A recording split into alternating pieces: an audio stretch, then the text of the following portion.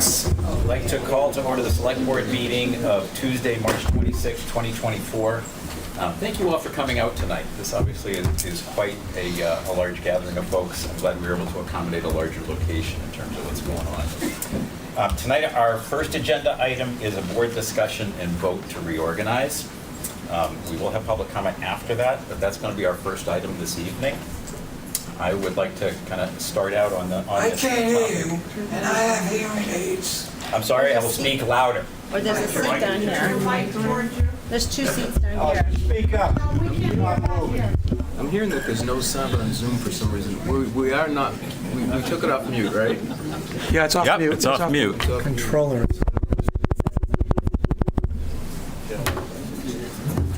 Hey, Linda.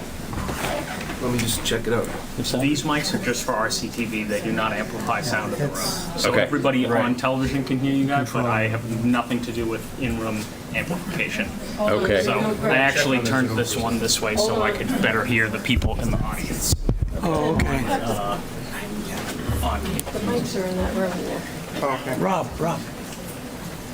Bear with us for a moment, please. Sorry.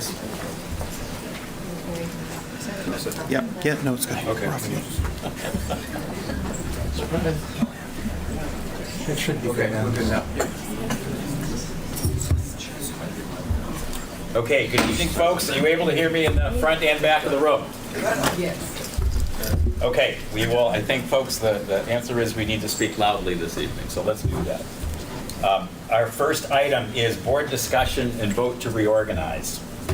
And I'd like to start out talking a little bit of background and specifics of where I think I would like to see things go this evening. On this last Saturday, our community was assaulted with a bomb threat called into this library, aimed at disrupting the Pride Storytime with Drag Friends event. This is an affront to our town. It threatened our neighbors, families, adults, and children, and all who were here or were going to the library. It required first responders to risk their lives in making sure the buildings were evacuated and to see if there was a bomb inside. I commend the response of the library staff, public safety teams, as well as the state police and surrounding community and university public safety teams. And I commend our town and library leaders for their strong response. In Chief Clark's words, threatening violence and harm to others will not be tolerated in Reading. We will not be silent on these matters, and our neighbors will not be intimidated. We need to band together as a community to call out this bias-motivated crime and act of hatred, and to stand up that hate has no home in our community. Folks, we may not agree on all things, but I hope and trust that we agree that threats are unacceptable, dangerous, and will not be tolerated in our community. To that end, we, my colleagues on the Select Board, and myself, need to be able to work together in a civil manner to serve the community and offer stability in governance. We need to support our new town manager, who has already undergone trial by fire. The town is divided, perhaps mirroring the country and perhaps even the world right now. But we can set a better example of how to behave and how to lead. We can stop the bullying and promote debate on issues using our established policies and procedures. To that end, I would like to nominate Carlo Bacci as chair and Karen Herrick as vice chair for the board. I believe this offers a solid way forward, demonstrating our ability to work together and find compromise. Is there a second for that nomination? Second. Thanks, Karen. Are there other members that would like to speak? Chris, please. Thanks, Mark. And yes, I wholeheartedly agree with what you said. Threats of violence, anything of that nature absolutely has no place here, there, anywhere. Sorry. I agreed with Mark. Everything that he said, there's no threats of violence here, there, or anywhere in our community, elsewhere. Absolutely not, under no circumstance should that ever be anyone's thought, top of mind. But as Mark mentioned, I like his compromise going forward with Carlo and Karen. And that's pretty much it. So thank you, Mark, for just Thank you. Other members? Karen? Thank you, Mr. Chair. First and foremost, I too want to denounce the person that sent the email thread to our staff and disrupted library programming on Saturday. Reading will not tolerate hate groups or any actions that threaten the safety and security of our staff, residents, or invited guests. Reading will take any and all lawful actions available to discourage future disruptions and to hold these perpetrators accountable. Reading will continue to strive to be an inclusive and welcoming community where we can all be safe, to enjoy the diverse library and community programming in peace. I stand behind our library team and thank them for their courage on Saturday and for reopening the library as soon as the all clear was given. Although I've become a huge fan of ebooks in recent years, I made a point to come down and thank the librarians in person as soon as the library opened, and in the process discovered, what a cool public library act we have. I'll make a final public thank you to our town manager, town hall staff, the Reading Police and Fire for instantly mobilizing against this serious threat and successfully engaging the needed state resources as well as keeping the public updated throughout the ordeal via official channels, including the Code Red system. So thank you. And I thank you for that nomination. I would be happy to accept. Kelly? Thanks, Mark. I saw it on social media, what happened this Saturday, and I can't imagine just being in the building and opening up that email and having to notify our first responders. But one thing that I wondered about was, so what happens? So the police show up. Do you wait for the bomb squad, I asked? And they said, no, we have to go in and clear the building. So just imagine those first responders walking through the building, making sure no one is here, knowing that there could be a threat. And I just can't even comprehend that, but that's their job. So I applaud them. I applaud everybody that showed up. I think state agencies showed up as well. So I echo my colleagues' comments. It was a sad day, but a good day in the way we responded. So I look forward to moving forward, and hopefully the person or persons that did this will get caught. Thank you. Are there any other nominations for chair or vice chair? None appearing. We'll close nominations. Let us vote on the ticket, if we call it. Carla Bacci is chair, Karen Herrick is vice chair. All those in favor, raise your hand. Those opposed? We are 4-0. And here is, would you like to sit here? Would you like to? No, I'll stay here. Thank you. Thank you, Mark.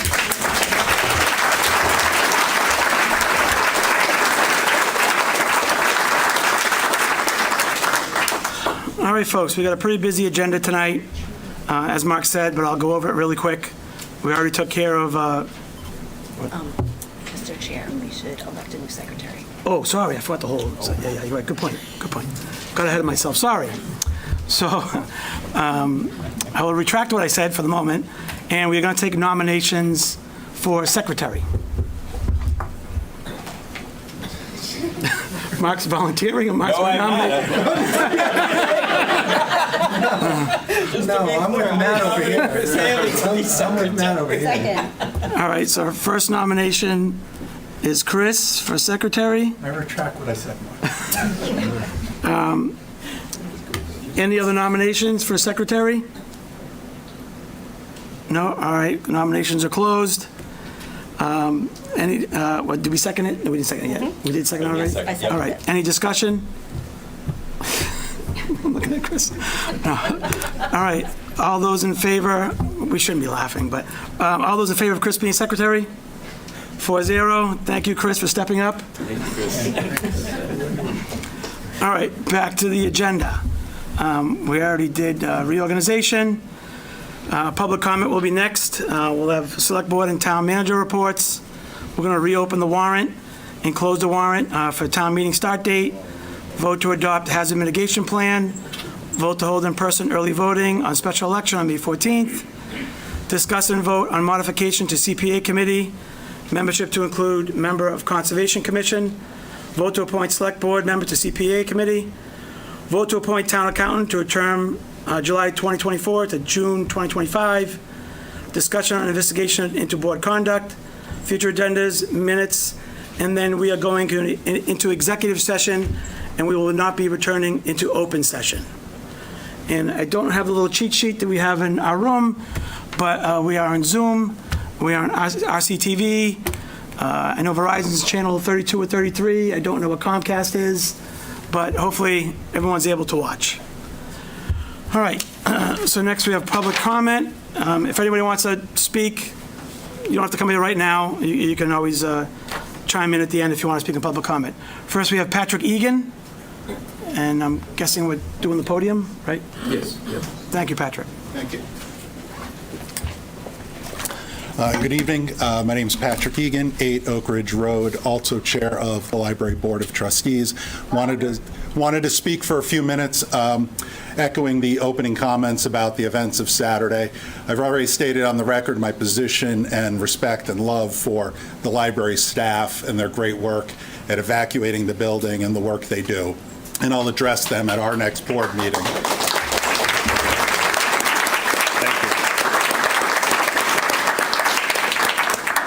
Why'd I come here to your jurisdiction is because I want to bring out a few other things I want to address. First, as has already been noted, our first responders got here very quickly and were incredibly professional. Chief Clark, Chief Burns, their departments were here. They were canvassing the building, as our new chair just noted, when there was an active threat.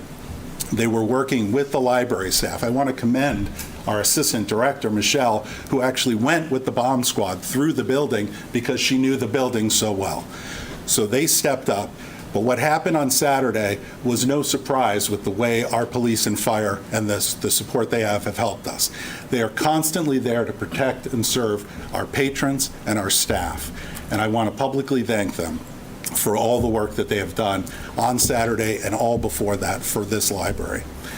Second, I want to thank our new town manager, Matt Cronalis. The threat came in early at 9:30. The library director texted me shortly after 9:30 a.m. I'm down at St. Agnes Church at a St. Vincent de Paul Society meeting. My phone blows up. I'm here within 10 minutes. The entire building is evacuated. The staff is already grouped and congregated, and people are here. Shortly thereafter, the police have set up their presence, and there's Matt, and he's there all day. He's there all day until the threat is lifted, and then he's down at Town Hall for the same reason. Moreover, he, together with Director Landon and our Assistant Director, Michelle, are there providing resources to the staff who obviously are having a pretty traumatic day, making sure they know what is available and access, what things are available to them. So Matt, thank you very much for your leadership and courage that day. And lastly, just on the point,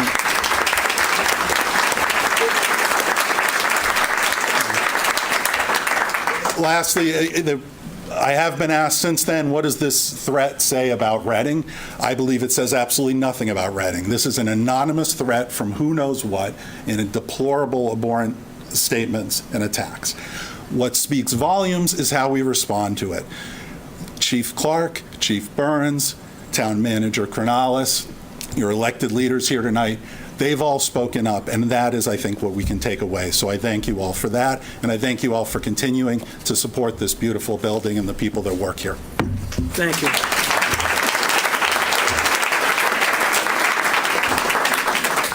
I forgot to mention, sorry, that we, as a policy, try to keep public comment to 2 minutes.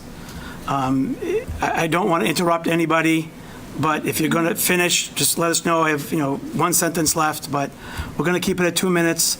And can I borrow someone's phone? I don't have a, can you? Yeah, do you want me to just turn it Do on? you want to do it? Yeah, I can do it. Okay. Genna, please, Genna. Thanks.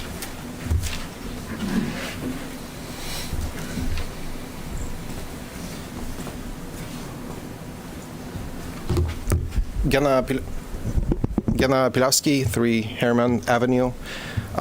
So recently the town has been feeling like a pressure cooker. And so, You speak up a little bit more? Yeah. yeah, I thought this was on. No, it's not. All right. So, apologies. Gena Pilowski, 3 Harriman Avenue. Recently, I felt as though the town felt like a pressure cooker. So I appreciate the board taking their time and coming to a consensus on the vote and sort of alleviating some of that pressure tonight. That's great. I do want to acknowledge that, oftentimes we're stuck in our social bubbles, and for the most part, it's okay, but at times we get hyper-focused on certain things. We lose track of what's important in the town, and the business of the town grinds to a halt, unfortunately. And there's some reciprocity with regards to what the select board does and the community does. There's a back and forth. We channel your energy, and vice versa, we bring our energy to you.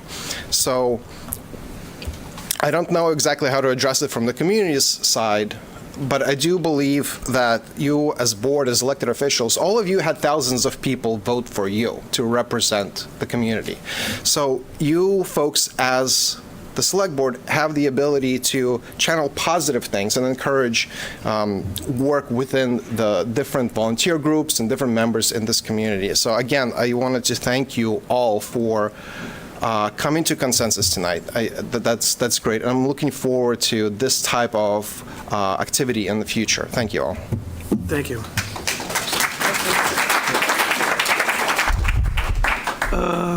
Peter Kramer? He left. He left, okay. Eleanor, please.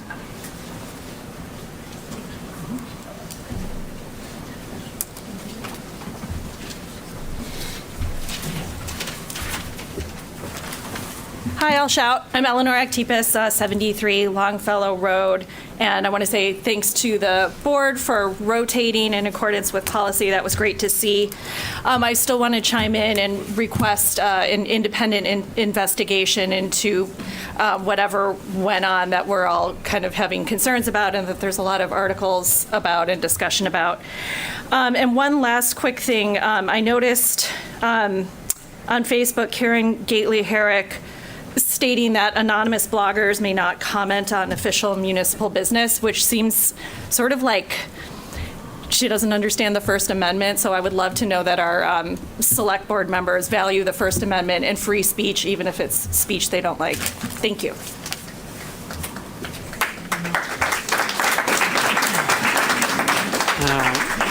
Travis, please.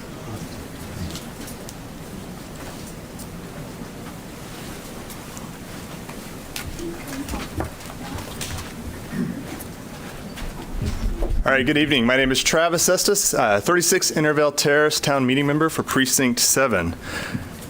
So my daughters are watching this tonight right now, and I think it's so amazing that they get to see how our town is coming together to engage and cooperate to make this town something that we all appreciate and love. It's pretty remarkable that there are so many people here tonight passionate about what our town is and can be, and I personally want to thank you all for caring so much, for giving your evenings, for giving your times and conversations with families, friends, neighbors. That's what makes this place special. As I've been following the conversations online and with neighbors, I've been struck by the recurring overlap in language that is used by both progressives, conservatives, liberals, Democrats, Republicans, independents, and everybody in between. Themes around transparency, accountability, and equity, and honesty are prevalent, and concerns about fascism, hate, and corruption are real concerns that people have. In a moment when our nation's history, and where they have some political leaders whose primary tactic is to incite division, manufacture fear, and sow chaos, we in Reading have the opportunity to be better. In our small New England town, we can be friends and colleagues and still disagree. I don't think it's unfair to say that every single person in this room, every person on the select board, cares passionately and deeply about this community. That's why we're all here. We're all here for the same reasons, but how we get there is up for debate, as it should be. That's how democracy works. It's fluid and it requires all of us to listen more than we speak. So coming together from a place of mutual respect and common sense is the only way that we'll succeed in meeting our shared goals. So tonight, again, I'd like to thank you all for coming. for the hard work of the select board, of the town employees, and everybody who's engaged in this process. And a special thanks to the select board in this moment for taking the time to set the tone of compromise and collaboration out of the gate. Thank you all.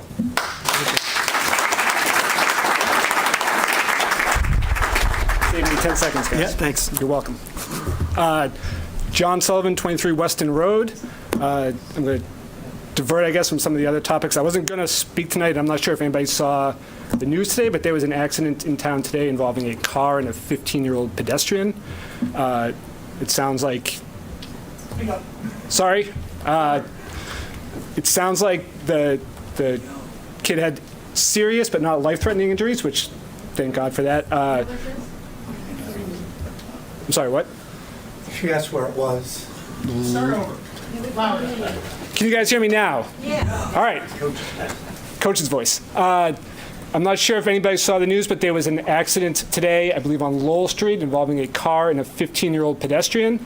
It sounds like the kid's injuries are serious enough to go to the hospital, but not life-threatening, so I think we can all be thankful for that. I would like to encourage the board as much as possible. I guess you guys are the road wardens, if that's the right term, for the town. I would encourage you strongly to be more proactive and more aggressive in doing whatever is within your authority to make our roads safer, traffic calming, more stop signs, more speed bumps, whatever you can do. Things are dangerous out there. I don't think that relying on everybody who's driving to be safe and responsible is a realistic path forward to keeping our community safe. I hope that you will do whatever is in your power so that if there is another accident that is not as serious or doesn't happen at all. Thank you. Thank you. Thanks. Tara is next, please.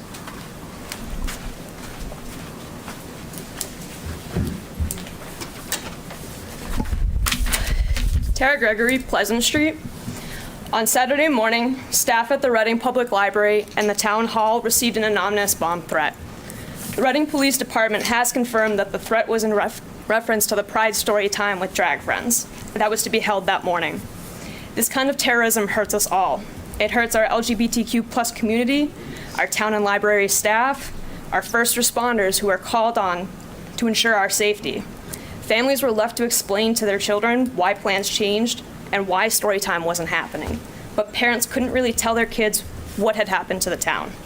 And ultimately, this hurts every single resident who wants and deserves to feel safe. As a transgender non-binary person, this made me scared for my personal safety, and I feared for the safety of my friends and neighbors that were directly impacted by this event. Unfortunately, political rhetoric at the federal level is seeping into Reading. People are becoming emboldened and displaying their intolerance of others. There is no room for hate or bigotry in Reading. I ask everyone currently serving in an elected or volunteer capacity to join me in standing up against hate, condemning it in all its forms, and supporting our neighbors and first responders as they process the feelings and experiences that they caused by this recent threat. We need to show solidarity as a community to loudly and boldly state, we support you and we care about your safety. Today we stand unified as a community. Today we build stronger relationships. And today we combat hateful ideology together. Thank you.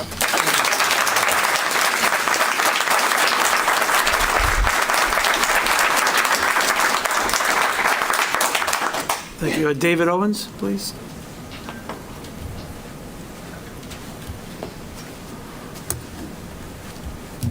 David Owens, 369 Lowell Street. And I also would like to congratulate the board on coming to this consensus and showing that we all can work together to move forward even when we have very different positions. To that effect, at the last meeting, somebody got up to make a point of order that the select board's responsibility was to listen to the voice of the people. And I was disturbed by what seemed to be the underlying assumption that there was only one voice of the people that they had to listen to.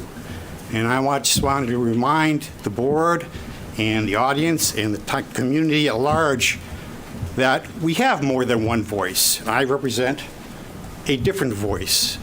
I think Karen represents a different voice as well, as we all do.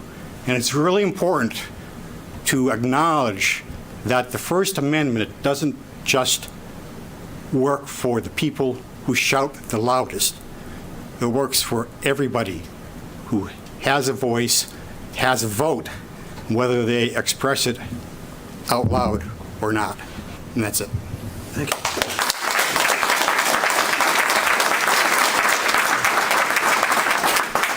Bobby Botticelli, please.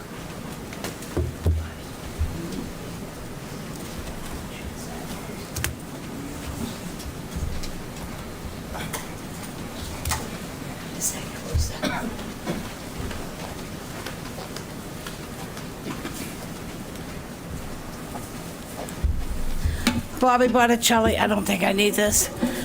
Chapel Hill Drive. Thank you for reorganizing. Thank you for your nomination, Mark. That's a long time coming. I'm a realtor. I've been a realtor for 38 years. I am co-owner of Colonial Manor Realty here in Reading. The other day, my business partner, Rick Nazzaro, received a threatening phone call to me, and it was from Karen Herrick. And the phone call was to tell me that I'm not allowed to say anything about her anymore, or she will turn me in to the Realtor Board of Ethics. Now, I will read you this short statement from the Realtor Board of Ethics, and it's Article 15. It says, "Realtor shall not knowingly or recklessly make false or misleading statements about other real estate professionals, their businesses, or their business practices." Whenever I speak about Karen Herrick, it has nothing to do with her profession. It has to do with her position as a select board member. As a select board member, you are open to discussions and opinions of all of your constituents. And if I make an opinion that I'm not happy that she's on her phone during the meetings, or that she's consistently late to meetings, or that she's nasty to other board members and other people, then I have the right to make that. And if Karen can't take that, then she shouldn't be in the public eye. But don't threaten me. I don't take that well. My partner told her, I probably shouldn't tell this to Bob because it's not going to go over well. And then he said to her, but wait a minute, Karen, you say things about Carlo. And she said, oh, Carlo's not a realtor. He's just a broker. He doesn't want to pay the $500 to be a realtor. That was disparaging. So that was actually talking about his profession. So I would ask Karen not to threaten me or anybody else, because, again, I don't take kindly to it. And one other point I'd like to make to the Chronicle: if you're going to report, please kindly start reporting on the actual facts. You seem to be leaning to one side when you report, and that's not what a town paper should do. And if you quote me properly. Thank you.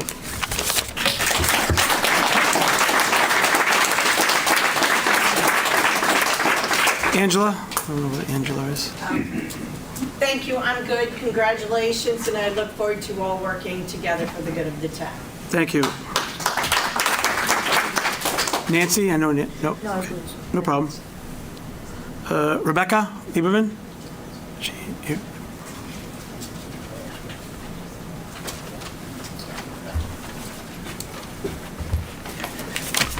Thank you, Rebecca Lieberman, 50 Pratt Street. I want to thank the board for coming together and selecting a chair. I wish it had happened last meeting, but I'm glad you got to yes. I just want to express that I was concerned about verbal allegations being made. And full disclosure, I'm a state employee, so I know a lot about open meeting law, state ethics. I've spoken to the ethics office. If there are concerns about violations, those need to be raised in accordance with select board's procedures, town and state policies, and reported to the appropriate agencies. And you folks are not lawyers, and it's not your place to accuse people of things that may or may not meet the standards for actual violations. So I just feel like it's not helpful to cohesiveness of the board to make accusations without going through the formal process. There are time limits, documentation requirements, and I just want to remind you all that you have a big mouthpiece being on the board. Anything you say is recorded. It's going to be on RCTV. It's going to be in the newspapers. It's going to be posted, reposted on social media. So I just want to remind people that we have to set a high bar, as someone said last time, and I just hope that if you can't govern under your current policies, maybe you need some policy changes to make sure that everything happens respectfully. Thank you so much.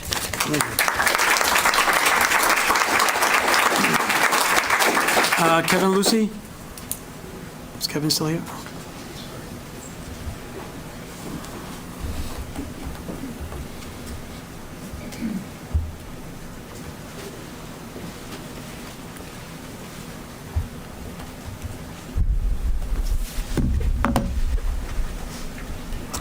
Good evening, Kevin Lucy, 745 Pearl Street. Congratulations on reorganizing, finally. I agree our town does need to heal. Our town needs to come together. But I believe before that can happen, we need closure with the select board chair issue. There were serious allegations that need to be investigated. I think the previous chair was doing a very good job, because I never heard anything negative going on. That tells me that things were going smoothly until the town manager hiring process came about. Like the town manager hiring, our town has dealt with turmoil with events with the police chief hiring. We've dealt with the Freedom of Information Act request and email scandal that released a child's medical and IEP information to many elected positions. We've dealt with an Americans with Disabilities Act violation, where the town was sued for denying a sober house and lost a six-figure judgment, and the sober house still is put in place. And that sober house, I'm glad to announce, helps children, and it's now across the street. Most recently, an election was held. A candidate won. When the time came to select a new chair, you guys changed the rules. And when people showed their dismay, you called the police. The same police that were disrespected when they wanted a new police chief and not a rudderless ship. We watched in that same meeting what appeared to be two people continuously texting each other. In instances of one person caught on TV making hand gestures, saying no to the board members. We need this nonsense to stop. We want safe streets for our children to grow on. We want good schools for our children to learn in. We want affordable taxes so we can stay in the community we love. We want our elected officials to work together to make our town a better place. We need to get to the bottom of what happened so we can start anew. Thank you.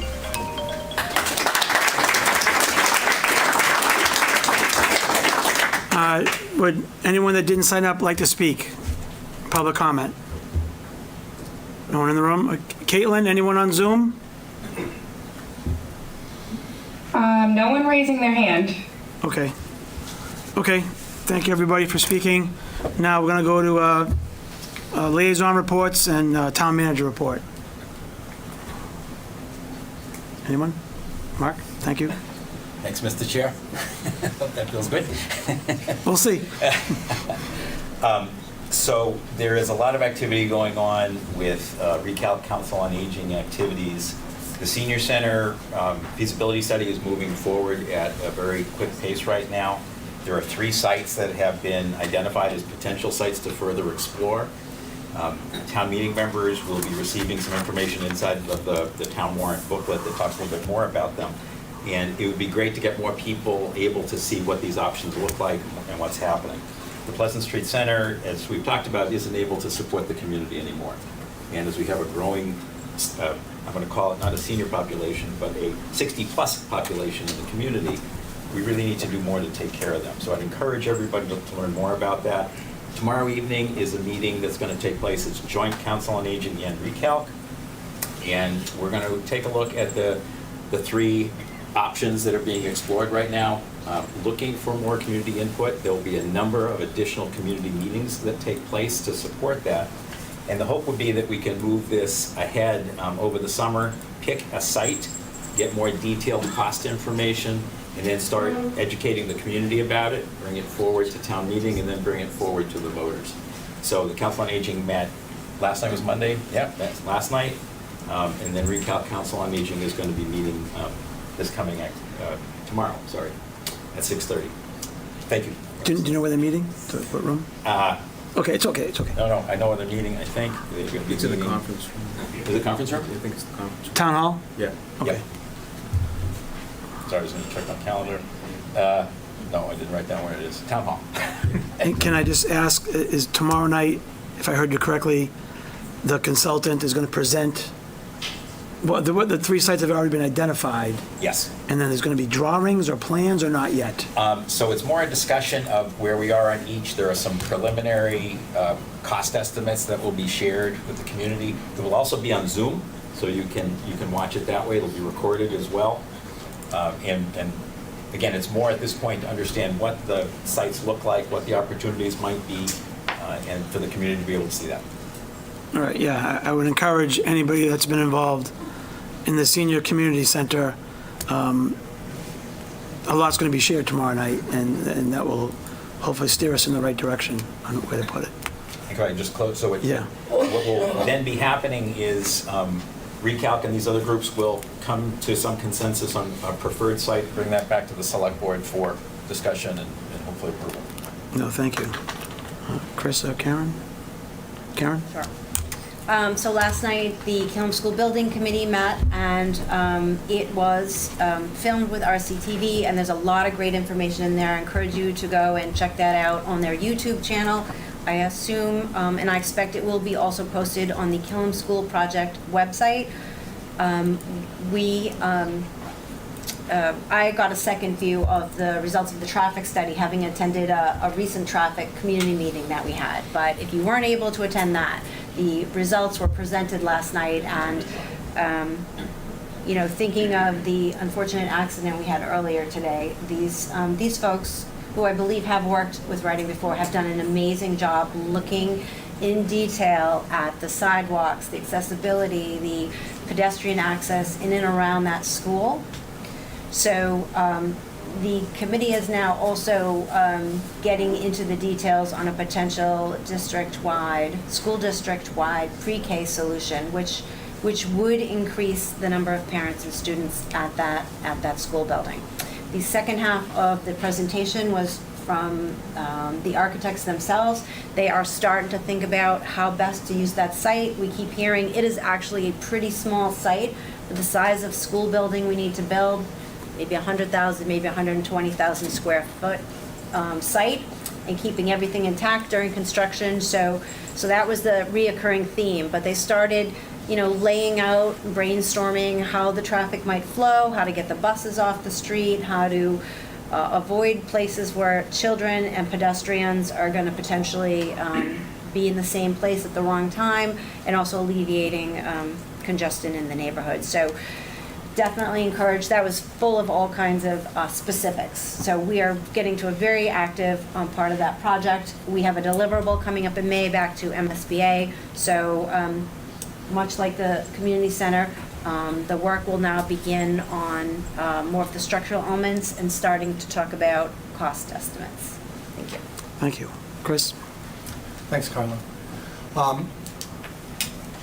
Due to circumstances, I wasn't able to mention last meeting that just to thank the voters that came out to elect me for another 3 years here. I truly appreciate it. I appreciate everything that Laura, Jem, and her staff, the Board of Registrars, they pulled off another election without incident, and then they have to turn around and do town meeting and then win an election all over again. So thank you to them for all the hard work that they do. And then lastly, just want to speak to an item that is not on the agenda tonight that was on the last agenda was the business license for the the resident that wanted to sell cars, and I just want to thank Matt for handling that. We got an email that night from the resident. I reached out to Matt and just said, listen, we got to come up with something. Matt waited no time, spoke to town council, got it squared away by Friday. So thank you, Matt, for addressing those concerns. It might seem like it wasn't their fault. I agree with that, but it's just another instance where I appreciate you stepping up and handling things, considering the circumstances. But in terms of liaison reports, I don't think anyone knows anything that's gone on the last 4 weeks here other than what's gone on with us. I'll leave it at that. Thanks. So I think it was last week, if Angela's still here to correct me, we had a very great Simon's Way Exploratory Committee meeting. We're coming to an end. We all worked together on presenting a slide deck to present to this board with Jackie's help. Jackie, who's in Matt's office, did a great job helping us. We all had input. Went over all the slides that night. We're going to have one more meeting to kind of finalize our findings, and hopefully I'll talk about that later on future agendas to get that committee to present to this board their findings. So we came to a good ending, even though it's not officially over, but I think the 7 of us worked pretty well together, and especially that last meeting where we all gave input and feedback on wording and language and just kind of wordsmithing some things, so that went well. And that's all I have, so I'm going to turn it over to Matt. Okay, thank you. So I mentioned it on Saturday, but I'd again like to thank the public safety personnel, the bomb squad, town staff, town library staff for all their support, the select board, who I was in constant communication with all day, for their response, and again say that we condemn acts of hate in Reading, and everyone deserves to feel safe in Reading. And it was covered well tonight. I won't dwell on it. I pray that it never happens again. In lighter news, the winter parking ban has been lifted. I meant to say that last time, and the pickleball and tennis courts are open now that it's 20 degrees out. Hopefully people can get out there and enjoy those things. FinCom finished their budget process last week, and the budget is now moving on to town meeting. The budget passed, and I thank FinCom for their support of the budget this year. And I attended a legislative breakfast this month with the Reading delegation and others, sponsored by the local chambers. So I thank the local Reading, North Reading Chamber and the other chambers for putting that on. It was very informative. I learned a lot and got to talk to the legislators one-on-one. And so that's an event that I look forward to every year. Otherwise, I know we have a full agenda tonight. I'll be speaking on some of the agenda items, so I'll pass it back to the chair. Thank you. Is Laura, we have a hand, sorry, yes? My name is Johnny Russo. Can you all hear me? Do you have, public comment is over. Do you have a? I want to ask a question. Have we ever had a bomb scare in the past? Bomb, B-O-M-B.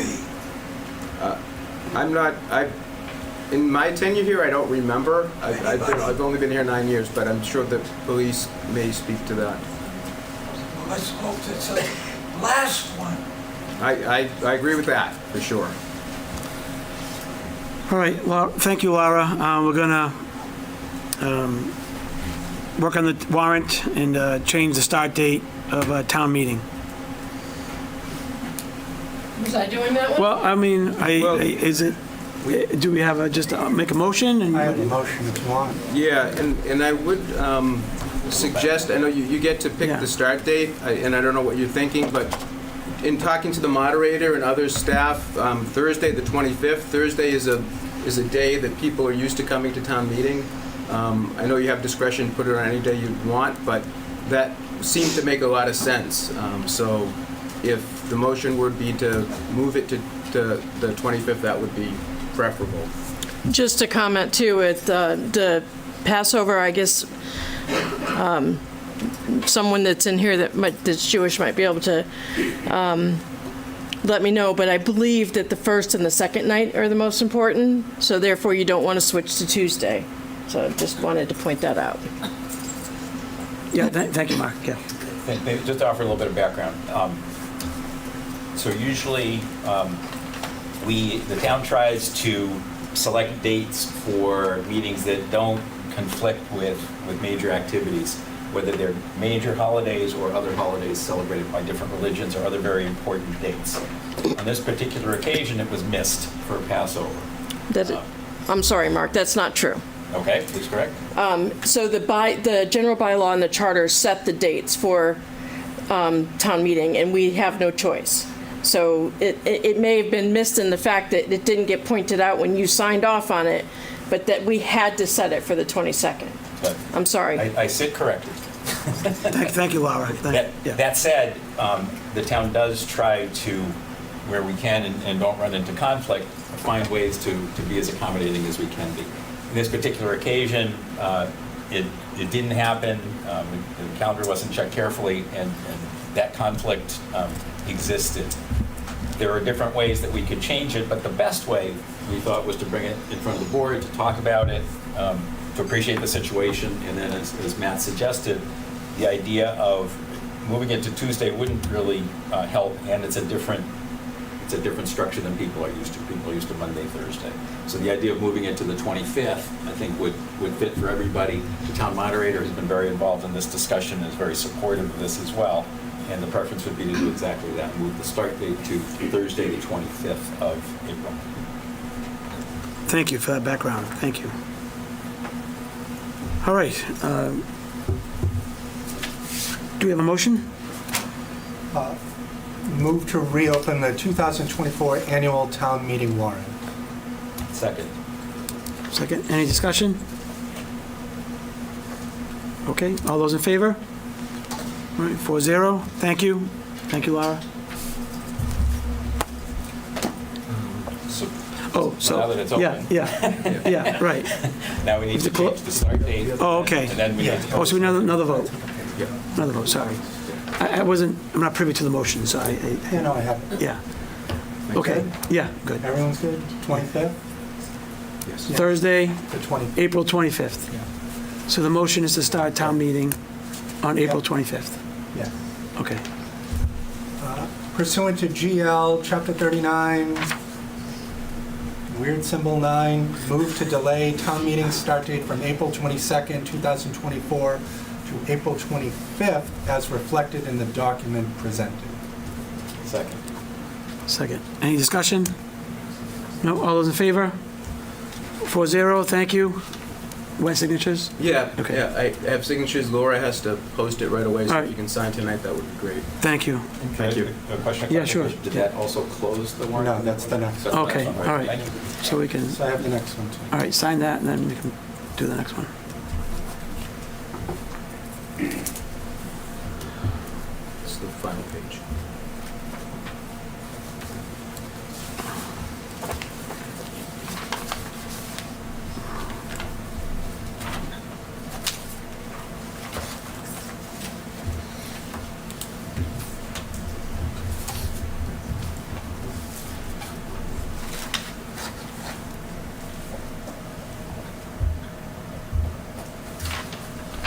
Thank you. All right, Chris, next one. Yep, move to close the 2024 annual town meeting warrant consisting of 16 articles as amended. Second. Second. Any discussion? No? All those in favor? 4-0, thank you. Thank you. All right. Now I think we can move on. Next is the hazard mitigation presentation. Right. And we have Andrew McNichol on Zoom, Okay, as well as I believe our consultant is also on Zoom to do the presentation. So, Okay. Andrew, you ready? Yes, can you hear me? yep. Yep. Great. Thank you all. Thank you for Select Board for having me tonight. Thank you the public for being here, even if it's not for the hazard mitigation plan specifically. I am Andrew McNichol, the Community Development Director. We're here tonight to try to put a bow over the planning process related to the hazard mitigation plan update. So I'm just going to share those slides on screen and run through this presentation real quick to explain what this plan is and what the process looked like from start to finish. So I just want to start by saying we were awarded a state grant through an application in late 2022. The state grant was awarded and they partnered us with consultant Jamie Kaplan Consulting LLC. Jamie's team did a really wonderful job. I just want to send a big thank you to them. Jamie is here tonight, but Darren Punchard, Bill Bona on the GIS and risk assessment, David Murphy on the mitigation specialist and climate. Just want to give a big shout out to them for helping Reading complete this process. It's a very technical plan, it's a very long plan, and it's a very long process. So moving on to describe what is a hazard mitigation plan. A hazard mitigation plan is established at the federal level through the Federal Emergency Management Agency, better known as FEMA. A town and municipality must have a hazard mitigation plan in place and formally adopted in order to be eligible for FEMA grant awards, hazard mitigation grant awards, and we must update this plan on 5-year intervals, which Reading has maintained since its original inception of the hazard mitigation plan. It's really a proactive effort to identify long-term strategies that can be taken to reduce impact and dangers to both life and property that come from natural hazards. We think of that in terms of climate hazards or non-climate hazards in this plan. It includes risk assessment, establishes goals and the actionable measures to achieve those goals to reduce your vulnerability. So it's really focused on disaster preparedness and reducing what we call community stressors, which range from your social health to your environment to your infrastructure. The potential grant opportunities that you are eligible for with a adopted hazard mitigation plan. These are just some small examples, but the FEMA BRIC Award grant, there's been some regional context to that and some recent awards through the BRIC program. One thing you'll notice about the BRIC is those communities are mostly coastal communities. And so that really gives the opportunity to partner this plan with what's called the Municipal Vulnerability Preparedness Grant, MVP for short, of which Reading is designated as an MVP community. MVP similarly addresses climate hazards and preparedness and mitigation efforts. Reading has been able to implement MVP grants to proceed with the Millette, Soms, and Morgan wetland restoration for stormwater storage as one example. MVP and the hazard mitigation plan really are a nice tie-in for inland communities specifically, it seems like. So just to step back and review the timeline of this planning process, we really again started this in late 2022. We formed a local municipal team, which consisted of DPW and engineering, public safety, communications, health department, town management, and many other volunteers from like the Climate Action Committee as well, and the planning staff, of course. But we started this in 2022, held a series of meetings with the municipal team, started to look at what those hazards are in terms of Massachusetts climate hazards, regional and local, looking at Reading's critical facilities, which we'll get into in just a second, establishing broader mitigation goals, and then the actions to achieve those goals. We're now in these later stages where we've drafted the plan, put it out to the public for public comment, and we've even taken the step to get it approved by MEMA and FEMA through some minor amendments. And we're now at this last step, which is to receive official adoption by the town, which is what we're hopeful to do tonight through this process and discussion with you as the board. So from a high level, what's included in the plan, I won't read all of these chapters specifically, but you really start as most planning processes do in terms of what's the context, what's your geography, what's your demographics, what are your existing conditions. Again, looking to understand that risk assessment, what are the hazards, what are your critical facilities, and how do they all interconnect. Looking at your capabilities and existing infrastructure to help support mitigation efforts, and then establishing those strategy and goals.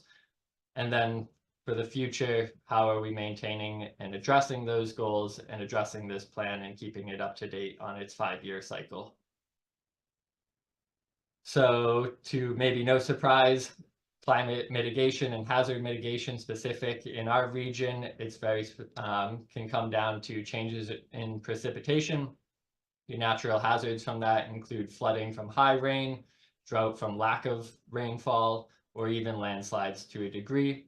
There's rising and extreme temperatures that can kind of interplay with some of this, but are separate in terms of some of their impacts, like extreme temperatures on shortened periods, wildfires, including brush fires, invasive species, and infectious disease from mosquitoes and others that can start to arrive as rising temperatures changes your environment. Your extreme weather as well, hurricanes and tropical storms, so severe winter storms and nor'easters, tornadoes, things that are starting to become more or less frequent or more or less intense. And there's really different ways to look at that on each storm on its own merits. But non-climate hazards as well, like earthquakes, which maybe aren't so prevalent here in Massachusetts, but are included in the plan because it's on a national level, right, FEMA.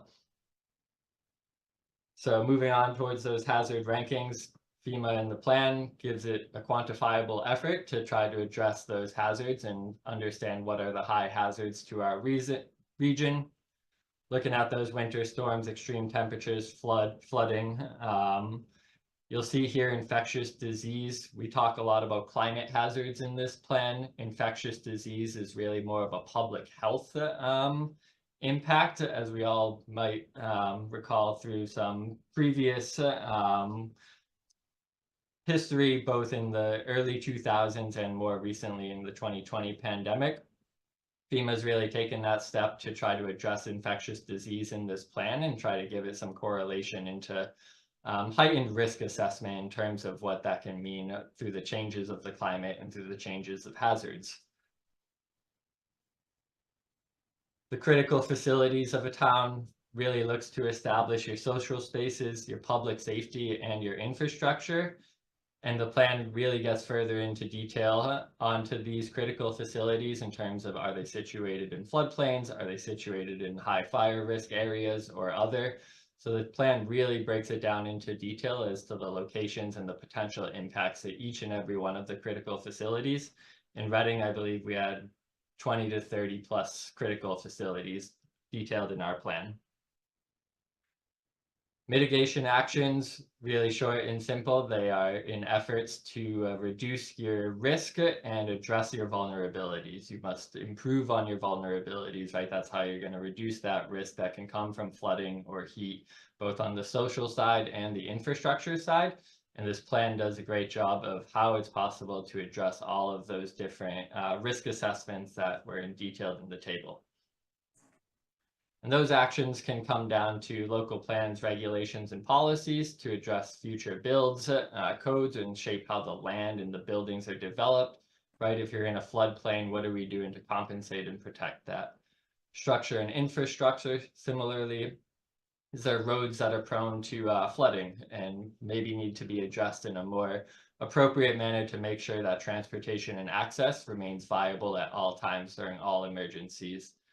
Your natural systems, maybe even your historical assets are detailed in this plan for protection, things that really can help address climate situations, but also the social health aspect as well.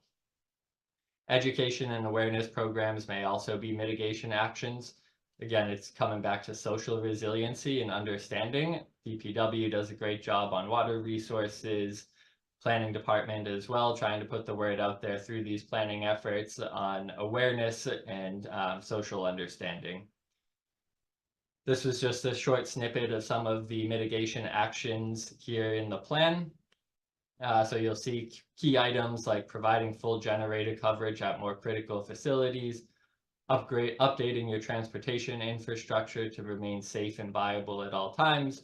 All of these now become action items for the town and could even be supported through grant and or local funding. So that was really in short to saying that this plan really partners well with many of our divisions. The town has a public safety and emergency task force, this plan can help support them just in the awareness and efforts building. So we're hopeful to adopt this and use it in good faith to address the needs of the town and do this every 5 years from here on out.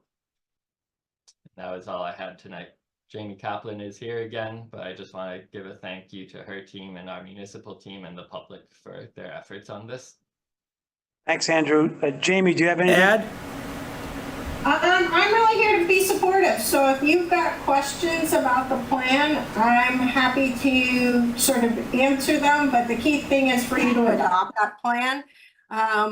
Without the adoption, the town is not eligible for what FEMA calls pre-disaster mitigation funding. So it's essential that the plan be adopted. I think with adoption, what you need to know is that after you adopt the plan and you're eligible for funding, if there's parts of the plan that you want to edit, things you want to add, things you want to change, it's a living document. You can do that without state or federal approval anytime.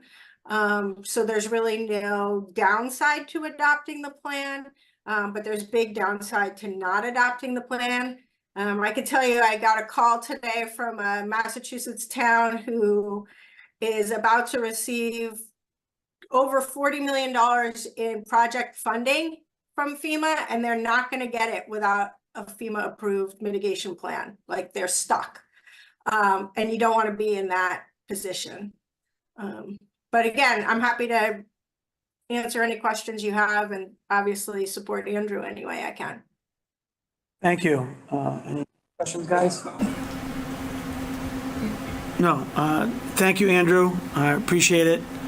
And look forward to 5 years from now. So, Christopher? Yes, thank you. So I have a long thing to read, but I can read it. Town of Reading, a motion adopting the Hazard Mitigation Plan Update 2023, whereas the Town of Reading recognizes the threat that natural hazards pose to people and property within the Town of Reading, and whereas the Town of Reading has prepared a multi-hazard mitigation plan hereby known as Town of Reading Mass Hazard Mitigation Plan Update 2023 in accordance with federal laws, including Robert T. Stafford Disaster Relief and Emergency Assistance Act as amended, the National Flood Insurance Act of 1968 as amended, and the National Dam Safety Program Act as amended.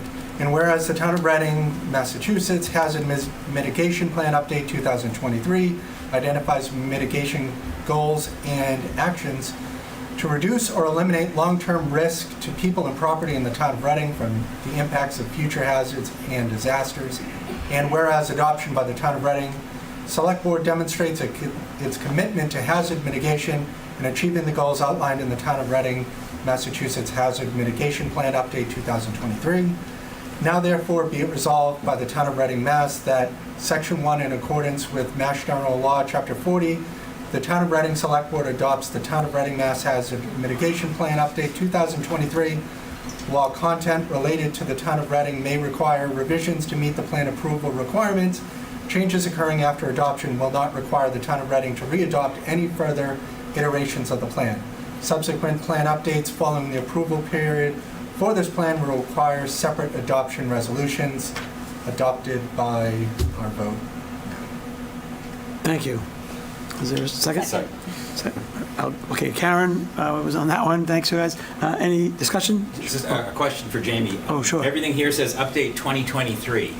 We're in 2024. Is that fine? That's okay. Yeah, that's fine. That's because that's when FEMA approved the plan. It doesn't make any difference. What's going to happen now after you adopt the plan, after you sign this resolution, Andrew will send me a copy of it. I'll forward it to the state and to FEMA, and FEMA will return a letter to you that says your plan is approved, congratulations, and it will give you a date 5 years from now when you need to have a new plan adopted. So you're good. Don't worry about that. Thank you. Good question. I caught that as well. All right, we had a second. Any other discussion or questions? Oh, all those in favor? All right, 4-0. Thank you. Thank you, guys. Thank you. Appreciate it. Thank you. And there's just something for the chair to sign. Yes. Okay. Where are we now? Next item is vote to hold in-person early voting on special election May 14th.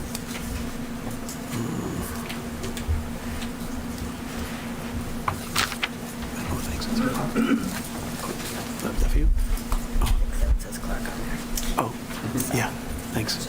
I did.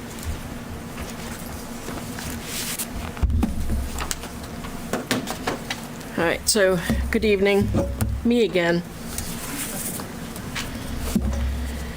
So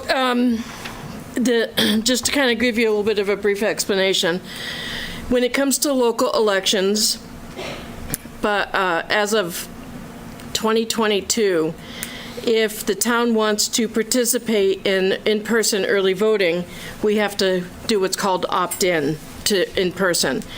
If we don't want to participate in vote by mail, we have to opt out. So we automatically participate in vote by mail for local elections.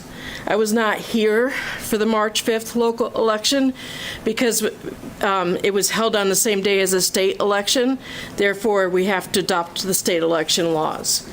So what the process is that the Board of Registrars discuss whether or not they want to opt in to in-person early voting and keep vote by mail or opt out. They make a recommendation, and then you as a board need to decide what you want to do. It's up to the select board. The Board of Registrars met on March 21st, 2024.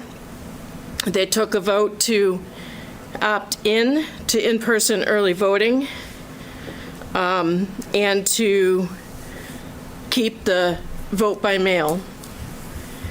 The suggestion is that we do in-person early voting during town hall hours, with only one day being an extra day, and that would be Saturday, May 4th. And the reasoning behind that is that I have to be open to the public anyway that day, as it's the last day to register to vote. So if I have to be there from 9 to 5, I might as well offer in-person early voting at the same time. We've done that before. Correct. Yes. So the in-person early voting would be from, the recommendation of the Board of Registrars would be from May 4th to May 9th. Thank you. Any questions, guys? Chris? Thanks, Carlo. I assume the vote was unanimous? It was not. Well, what was the vote then? It was 2-1 with me abstaining. Oh, okay. So that's why it wasn't unanimous? It was 2 yeses. 2-1-1? Correct, I'm sorry. Yeah. Yep. All right, thank you. All right. Any other questions for Laura? All right. Do we have a motion, please? I don't, but I will move to, it's not on the list. Okay. Yep. So move to hold in-person early voting for the special election from May 4th through the 9th at Town Hall. That's pretty much it, right? Yeah. Friendly amendment as hours recommended by the Board of Registrars? If they had hours, yes. Yep. Town hall hours and Saturday? Yep. Yeah. Yep. Okay. Yeah. Second. Okay. Any discussion? No. All those in favor? 4-0. Thank you. So I'm assuming that you want to continue with the process of the vote by mail. You do not want to opt out of vote by mail. You want to take a vote there too as well? You want to continue with it? Do we need to? You do not. We do not, no. Yeah, it's not on the agenda. I think we're good. Okay. Thank you. So if I may just take a moment, anybody that sent in a vote by mail card at the beginning of the year saying that you wanted all elections will be receiving a ballot for the May 14th automatically. Thank you. All right, moving on. Next item, discuss and vote on modification to CPA Study Committee membership to include member of the Conservation Commission. And I guess that is amongst ourselves.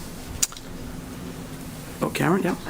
I did speak to our conservation administrator this week, and Matt, you can feel free to chime in. He did give me some background that the reason that it would be a good idea to do this now is if we envision this study group Speak up a little bit. composition transitioning into the official committee, if approved by town meeting and the voters. If it becomes an official committee of the town, then a conservation member is required. Okay. Because a certain percentage of the funds must be dedicated to open space. Right. No, But for the study committee, it's optional. I see what you're saying, okay. Just kind of put the structure in Yeah, place. yeah, okay. Because all right, so, because what we talked about and kind of put into text was the composition of the study committee, and I don't know if we even discussed conservation, I don't remember, I think we might have mentioned it. So And the two residents up there. So currently, we have, this is what we talked about a few months ago, I guess, now. One of us, select board member, recreation, historical, affordable housing, trust member, finance committee member, and two residents, and one non-voting member that shall count towards quorum, who is director of Reading Housing Authority. And those of you who are not familiar, when we say CPA, we mean Community Preservation Act. And those are funds that we'll have access to for three different areas: recreation, historic, is it housing and space, or just housing? Both, right. So that will make us eligible for funding. Currently, we're not eligible for funding, and if I'm guessing, I think half the state is CPA, roughly? No more. Okay, so a little bit, so over 50% of the state has adopted CPA. There are a lot of benefits. Of course, it will be a tax that we will all be part of in the community to take advantage of grant funding. So we wanted to form a CPA study committee and then to present that to a town meeting. And to adopt CPA, we will need a vote. And we have the upcoming elections in the fall. And, we lost some time, unfortunately, the past few weeks. And we need to get this committee started and hopefully not overburden them to get this done with recommendations well in advance of an election. So I guess, I don't know how everybody feels about adding conservation now, or, leaving it off, and again, having two, because obviously if we add conservation and not remove anyone, then it's only one resident. So, and I think I'm not set in stone on either one. I guess we should discuss it on, adding conservation or just keeping it the way it is. Mark? Thank you, Mr. Chair. So I had a discussion with Chuck Gironi kind of right after we voted this, and he brought up exactly what Karen mentioned in terms of not so much the study committee, but in the future. They have a big part to play in what's going on, and someone who's a member of conservation is also a resident. And my thought was, let's add conservation as one of the ex officio voting members and have one non-affiliated resident, I'll call it, in terms of what's going on. The only downside of having one resident is, I think we were talking a little bit about what do we want to hear from the residents in terms of more supportive versus perhaps less supportive up front.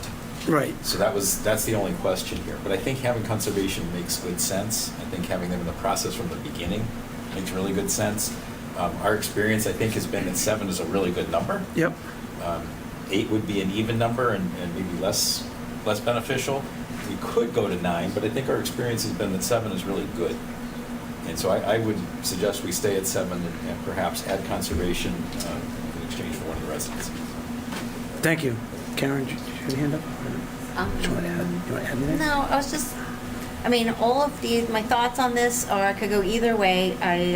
This will be an all-resident board, and I think the folks that are excited about investing in open space or historical preservation or recreation will self-select themselves, so I could go either way on this. Chris? Thanks, Carla. I'm now remembering that I'm going to have to abstain from both of these votes. But in general, broad terms, on any committee, I would highly advise against appointing any members to the committee that are all going to agree on the exact same thing. Because I think if you want something to pass in general, you're going to need a spirited debate to be able to hash it out. So I would just caution that hopefully this can end up with some, not this, just in general, some diverse viewpoints on things, because as you can tell, we can get to the middle ground somewhere on things. So I would just hope for any committee that that's the way that things go. But I'm going to have to abstain from both of them. Thank you. Go ahead, Matt. Go first. I have a comment too. No, I just recall now that I'm thinking back to the meeting, and maybe you guys can help me on this one. I'm pretty sure I discussed conservation. I mentioned conservation, someone from conservation, just in general, like who do we want on this study committee? So I am fully supportive of adding conservation to this study committee because I think it makes sense. Matt? Yeah, and just as an aside, I had a conversation with the Housing Authority Director, and I guess they weren't pleased about the non-voting status for the director. I know she doesn't live in Reading, so she would be non-voting, but I think the Housing Authority felt that they should have a vote on this. And so they were going to send an email. I didn't see one. I don't know if the board had seen one. This was a conversation I had after the agenda was already set, but I just wanted to bring that up. I told them I would just raise it at the meeting. I know that's the rule. You have to be a resident, and you could try to replace the director with a member of the Housing Authority who is a resident, but I don't know if that would solve anything. So, yep. Just a question? Yeah. So do we have an affordable housing trust set up yet? No, we're waiting for the. That was a vast problem last time. Yeah. So could we make a friendly amendment to / affordable housing trust / housing authority resident member? Because we don't even have this trust right now, so I'd hate to create a position that we can't even fill. You can do what you'd like on it. I mean, Right. you still. It's just a study committee. Yeah, I know. We mentioned that last time, that we don't have the affordable. Yeah. Okay, I forgot about that. Yeah. We'll just, why don't we just switch it to the housing authority then? Does anybody have a problem with that? We don't have an affordable housing trust yet. If this moves through, if the will of the voters, that this becomes real, we can revisit this. Maybe 9 would be an okay size for this committee now that we're kind of talking about the different areas that it hits. I'm okay with Karen's suggestion. I think it makes sense. And I think the director, I'm hoping that the committee would value their input, right? As a non, like we can't defer, from our rules and, being a resident of a committee. Yeah, and that's what I told her. But, Right. Yeah. But it's a good point. So She's the only non-voting member. I am fully on board with adding a conservation member and then rewording affordable housing, / and then, to see what happens, and then we can always amend this. I mean, if we need to, or add 8. I mean, I don't think it needs to be 9, but it could be 8, but. That's fine. Just one thing, so each of those groups currently would be appointing a member. So what would we change it to? It would be a member of the Housing Authority? I don't think you could do a /. Right, yeah, I think so. Yeah, I think we have pick that one. I think we have to pick one, right. And then, I mean, it's basically April, right? Next week, so Yeah. we got to get going. There you go.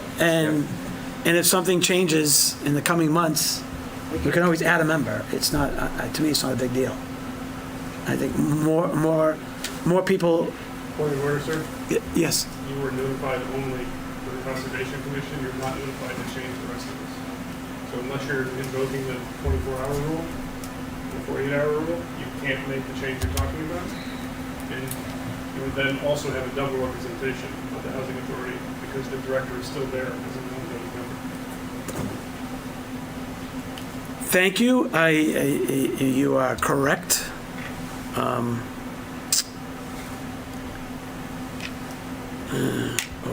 Yeah, I was going to comment if everyone was on the line looking at the wording of the agenda item. I think it's broad enough.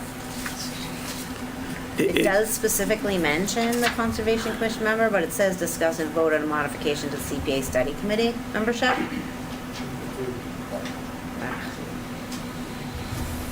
I mean, yeah, If you want, we can just take it the way it is and like keep on going. Bring it back again. I don't want to hold it up anymore. yeah, I don't either, but Okay. it's a good point, but I think, to me, it's broad, but there's a fine line between broad and specific.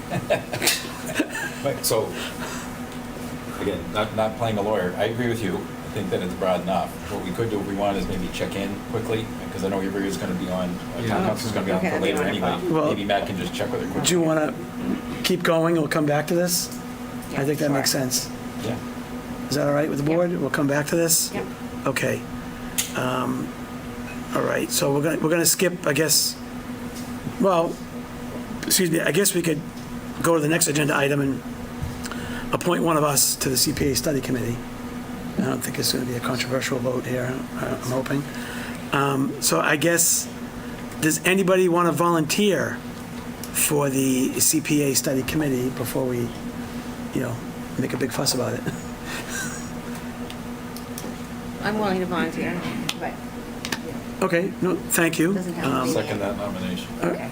Well, we didn't nominate, well, yeah, Sorry. we didn't nominate yet, but yeah, anyone I would else? be willing to serve Yeah, on the no, thank you. Anyone else want to throw their hat in the ring? I mean, as much as I'm against taxing, this CPA thing really intrigues me. And I don't want to make things difficult. No, go for it. I wouldn't mind. I think that'd be great. I wouldn't mind doing it myself, to be honest with you, because I maybe can give a different point of view than other people. I'm not saying that your points of view aren't valid, but this one, as much as we've talked about it the past couple of years, this is one I would like to do. And Great. I don't volunteer for much, guys. You guys know that. So I'll leave it. If Karen wants to withdraw, or we can do a vote, or whatever you guys want to do. No, nominate Colonel Lovaci to be the select board member on the CPA Study Committee. Second. All right, any discussion? No? All those in favor? Thank you, three and one abstention? Abstain. Abstain, yep, 3 and 1 abstention. Caitlin, thank you. All right, we are moving on. Avery is on now Oh. on Zoom if you wanted to go back to you. Yeah, since we're still here, yeah. Yep. Whenever you're ready, Ivria. Hi, I'm sorry. I'm just joining. Is there a question? Sorry. It's all right. Yes, how's the weather? How's the weather outside? The question is, we were discussing adding a conservation member to the CPA Study Committee, and we're pretty much all in agreement.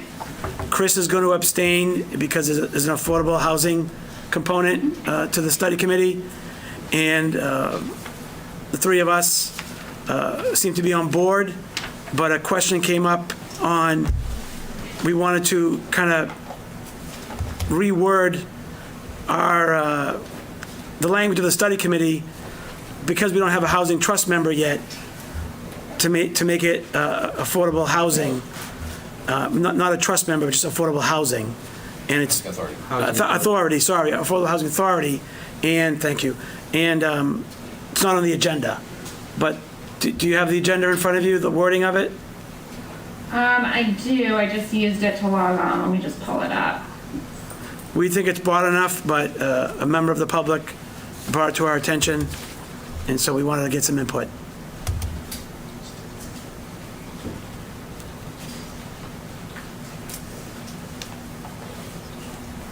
Is it time sensitive? Yes. Not emergency, but yes, time sensitive. Like tonight? Or if you need like a few minutes. We could come back to it. We were already doing. Oh, no, I meant, is it time sensitive that you make this vote to modify housing to the housing authority tonight? Or can you do that at your next meeting? We could do that too. Well, we'd like to get the committee started and formed. Yeah, no, I mean, I'd say Yeah. we keep going Yeah. and leave that open because we can't Oh, fill it. okay. And get the positions posted at least. Yeah. Or whatever you have to do, yeah. So the house, I'm sorry, remind me again, the housing authority is not a body of the town, right? They're separate and distinct? That's correct. But they're made out of Reading residents. They're Reading residents, but they're technically a state agency. Right, okay. So I would recommend that you add this to your next agenda. And I understand that that can slow up the process. I'm sorry, we can move forward with all the other members, but I think the way that it's worded, it's to include a member of the CONSCOM. And so I'm concerned that Okay. it's too narrow. No, thank you. Yeah.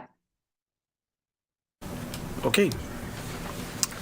So we are Need a motion? going Could I just to, add that the positions have been posted and other committees have nominated their member as well, so, Oh, you know, okay. it's not that the whole thing's being held up. Oh, good. You know, we would like a full membership though, so. yeah, good to know. Okay. All right. Well, we've taken care of this board, so, and then a resident, is the application for a resident been Yeah, posted? yes. Okay. Then you just want to vote on what we put on the agenda item? Yeah, I Just think, chip away at it? I think we could do that. I think, And did we say, oh, how did we structure it? we're going to just have one resident. One resident? Yeah, Okay. one resident. Right? Or do we, I think that's what we Fine with said, me. just want to make sure. Fine. yeah. Because Chris is abstaining, he's asked me to make the motion if that's okay. No, that's fine, but I'd like Chris's input on the one member versus, I know you can't vote, but, you know, you have a right I to. have no, Yeah, okay, all right. Okay, so Mark, please. So move to amend the CPA Study Committee membership to include a member of the Conservation Commission as an ex officio member and to reduce the number of residents from 2 to 1, so the committee stays at 7. Second. All right, second, all right, any discussion? No, all those in favor? 3, and anyone abstaining? 1, thank you. You need to do one other motion to officially appoint you. Oh, we didn't do that. Yeah. Right. Oh, sorry, okay. So You're move right. to appoint Carlo Bacci as the select board member to the CPA Study Committee. Second. Any discussion? No, all those in favor? 3, anyone abstaining? 1, thank you guys, I look forward to it.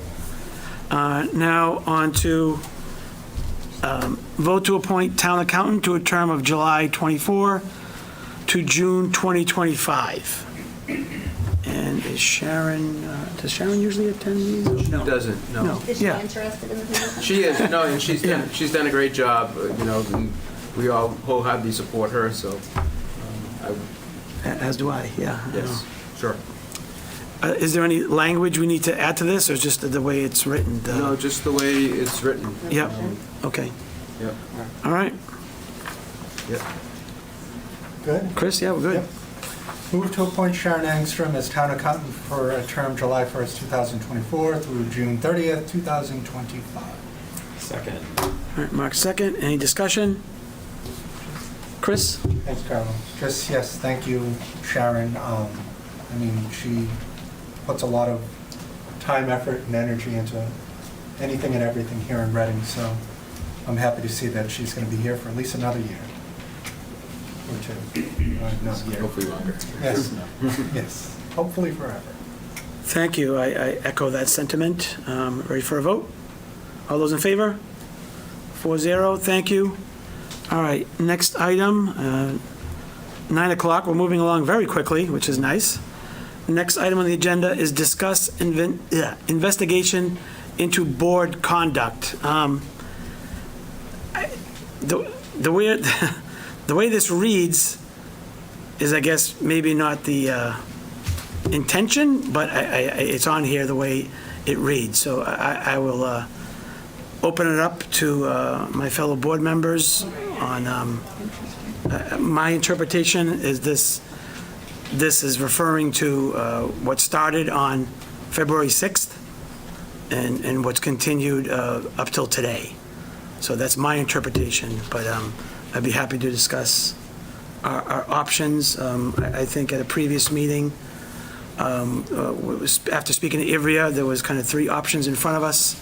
Go to the police, report it to state ethics, and hire outside counsel. So that's the way I interpret this agenda item, and I'm happy to talk to you guys about. What? She's back. Oh, good, yeah. Yeah, I don't know if you want to, Ivrea, do you want to comment to start, or you want to just listen to us?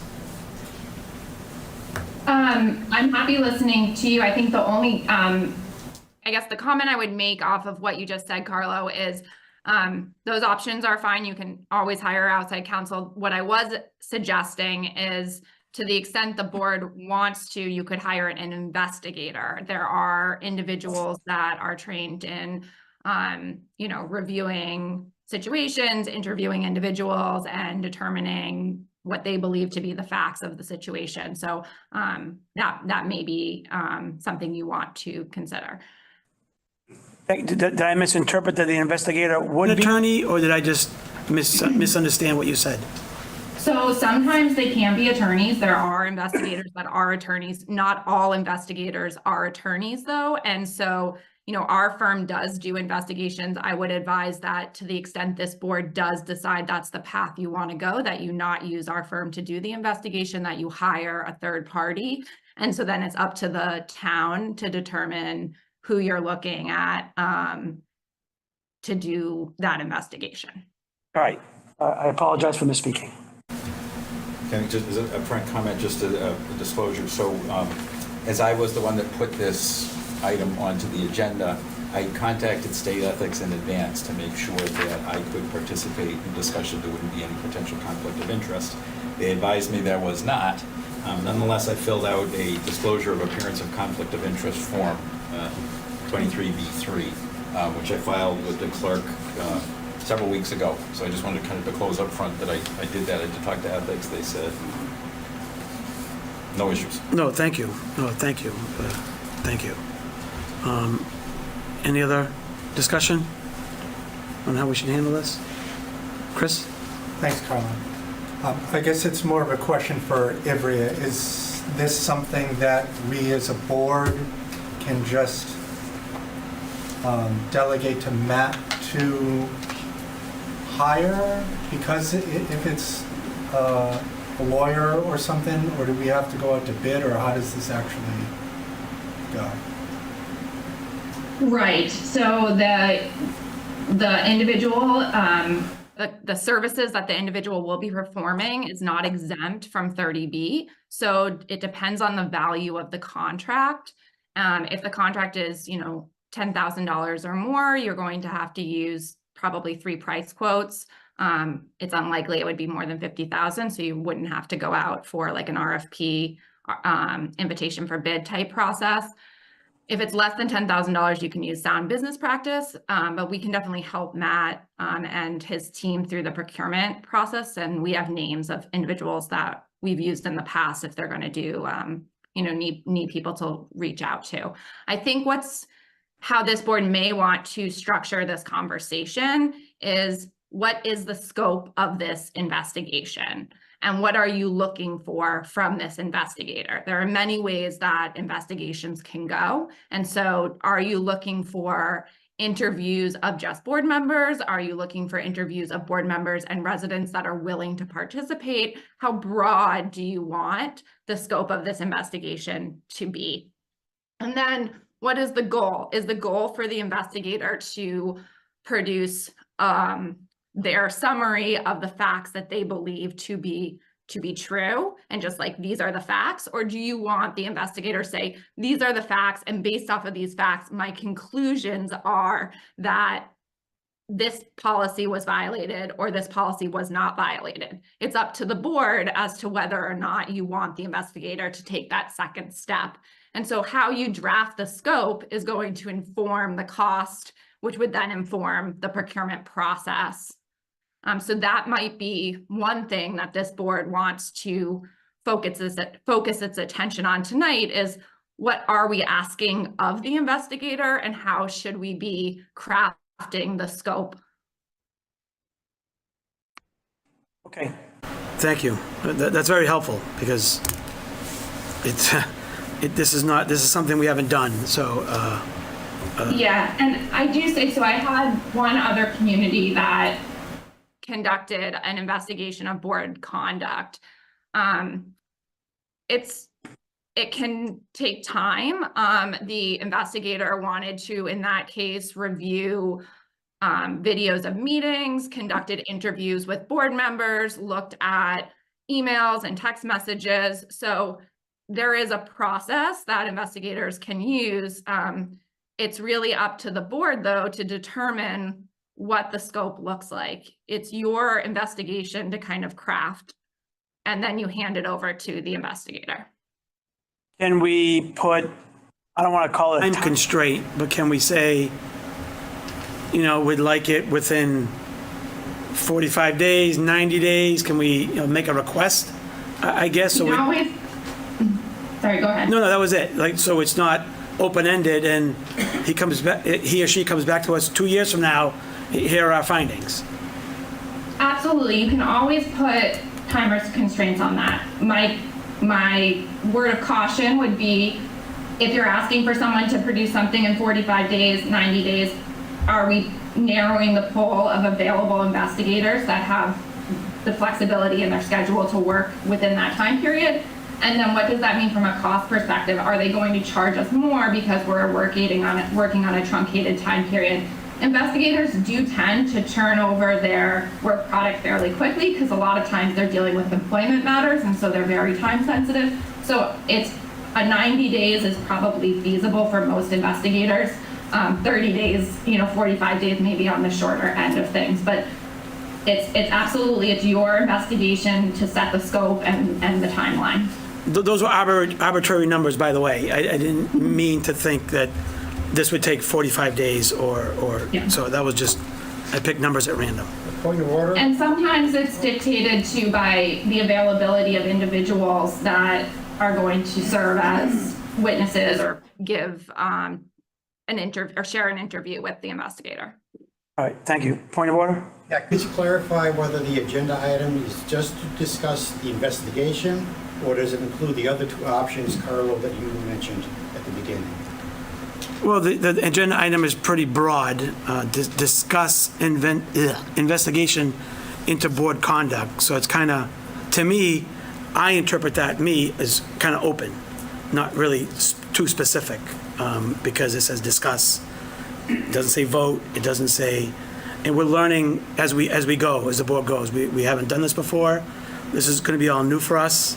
So I will take the guidance of Ivrea and my board members. I am just one of four.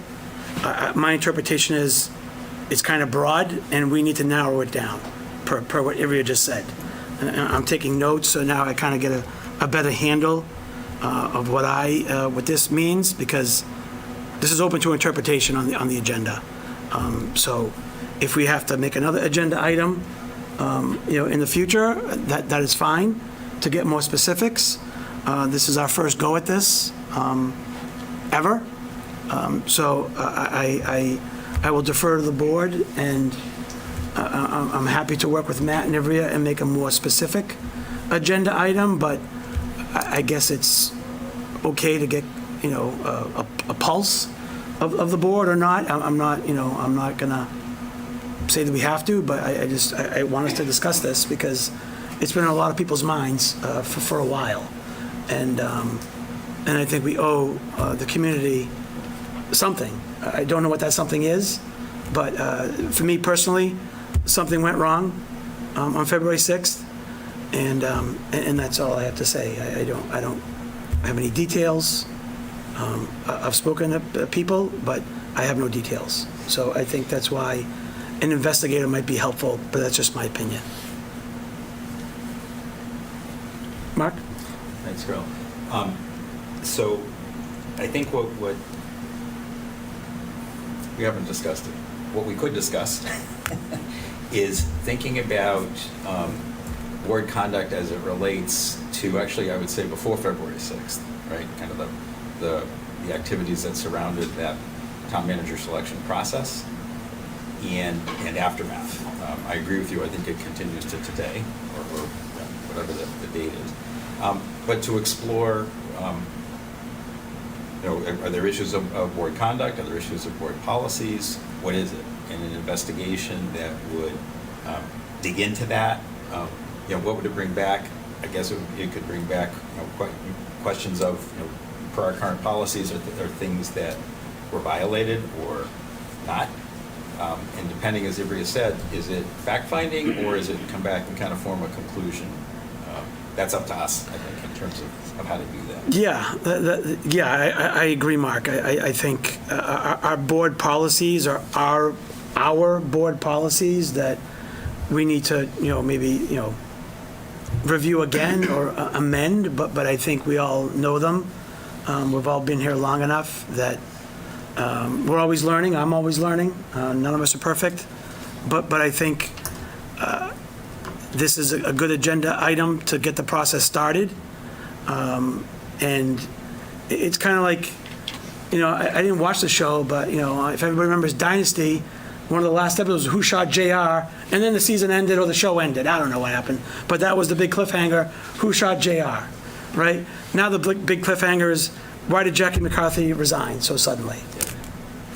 And so, just to be thoughtful in the process also, Jackie has shared certain things with us kind of when she decided to leave the board and asked that it, from her perspective, that it stay private. So I just want I'm fine exploring, what's going on here, interviewing people, see what's happening. All good. I think if the mission is to kind of honor what she said and find out as much as we can about, did anybody violate board policies? Okay, all good. I think it would be difficult to essentially say, yes, we're going to kind of honor her request to keep it as a private matter, but not really.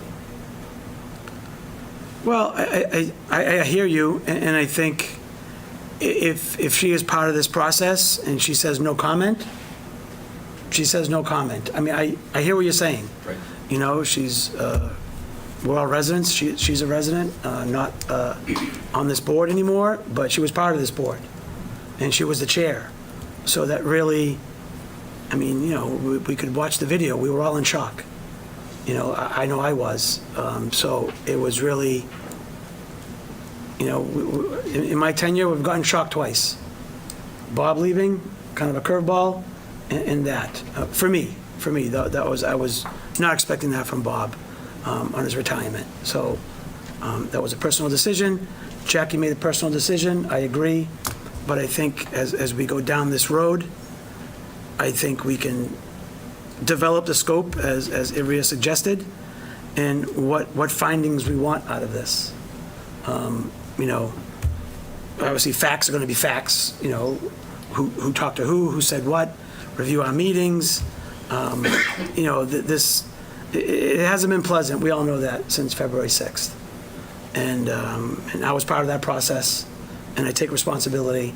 But I think, again, my opinion, I think it's worthy to find out, because someone who was doing a good job and only had a few months to go, well, less than that, a month to go, the timing, it raises a lot of eyebrows for me, but, she was not going to be chair anymore after the election. So it's kind of, it's very, very murky waters we're going into, but I want to move forward, me personally. So I am okay with crafting a better agenda item, so we don't, go down a path that we were going to regret, and really dedicate a decent amount of time to go over this. I know we have a town meeting coming up and an upcoming election, but when we get to future agendas, we can talk about it then. So I'm not gonna discuss it now. So if anyone else wants to chime in, Chris? Thanks, Carla. I think in regard to the framework, 45, whatever days, I think 120 is more reasonable for something like this. In terms of the individual or individuals, I would say all four of us at minimum. If Jackie is willing to participate, then she is. And like you just stated, if she isn't, she isn't. And perhaps for the most part it is over or not. And I think that it would include any other individuals that if Jackie is willing to participate, any of the individuals that she discusses would also be covered under the investigation. So in terms of, like I just said, it's us four, plus her if she's willing to participate, plus any arms that comes off of that, I think is kind of the framework of how it should work. Karen, go ahead. Sure. The aftermath from the events of February 5th have been horrible. And I clearly heard our former select board member say that she was stepping down for personal reasons. And it was truly unfortunate. And I also, so I keep thinking that I don't understand what would we be seeking to get out of this investigation. I have been reviewing our policies and I've been reviewing our select board manual. And as a finance committee member, we did do one investigation and that had to do with financial issues. It had to do, you were on the, I'm not sure if you were on the finance committee, yes. So it had to do with improper policies for disposition of assets when they were no longer useful for RMLD. So we did have we had a subcommittee on the finance committee. I don't recall if we hired outside help to do that. I think we did. Yeah, okay. So it was not insignificant, and as a result of it, it was deemed that we weren't following a good policy. New policies were put in place, and we no longer have that financial problem at RMLD to my knowledge. We haven't had any other investigations in my long volunteer service. So I'm also not clear that the select board, this seems vague and ambiguous and potentially an invasion of privacy. And if the other alternatives, if it is if it's just a policy related thing, then I get very concerned about violating the request of a former colleague of ours, that this is personal. And so that is a problem. And if this is not something that is an ethical or illegal action, or if it is, then those first, in my opinion, they need to be reported to the proper authorities to ascertain whether that is a problem. I am loath to spend taxpayer dollars on an investigation that we haven't clearly defined. I don't see what would come out of it that would help us. And I think if you're going to launch an investigation, there needs to be clear evidence that something went wrong beyond someone's personal opinion that she'd had enough. And that is a valid opinion. We have had people resign from committees because they have personal reasons, whether it's work, family. A divisive board is a lot of work. Coming here tonight, I ask myself, why do I keep doing this? But I take the responsibility very seriously, as I know we all do, and I know our former colleague does as well. So I'm having a hard time getting past spending taxpayer dollars and an invasion of privacy for a very personal decision. And I don't know, because I have not had the luxury to speak with a select board member. It would be really awful to conduct an investigation that depends on input from a select board member that is not going to participate. I don't think I can support an investigation like that, but I do support if we have members that think something was an ethical problem or against a valid Mass General law, that I would support anyone's right to pursue that with the appropriate law enforcement bodies. So that's where I am with this. Chris? Thank you, Carmen. I believe it was in the Chronicle as well as other places mentioned personal multiple times. The fact is, and this is Jackie McCarthy's direct quote, but separately from this recusal, and because of circumstances that I won't go into right now, I feel it's best for me and my family to resign from the Select Board, and I'll do so tomorrow. Nowhere in there is it mentioned that it's personal. So, to just keep hearing that it's personal, it's personal, it's personal, it's not.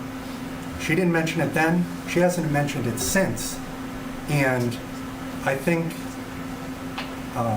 as we mentioned at the onset here, if she is not willing to participate, it is just an ask, and if she says no, then that is it with Jackie. But with us, perhaps it could continue, perhaps not. But yes, if she's willing to do it, then I don't see what the issue is, for me personally. If she doesn't, like I just said, it is what it is, and then we haven't really spent that much money on it at all. So it is not personal. That is her direct quote. Anyone else? Mark? So, listening to all these things, so start at the beginning. I am fine with pursuing some type of an investigation. There's no issue with that.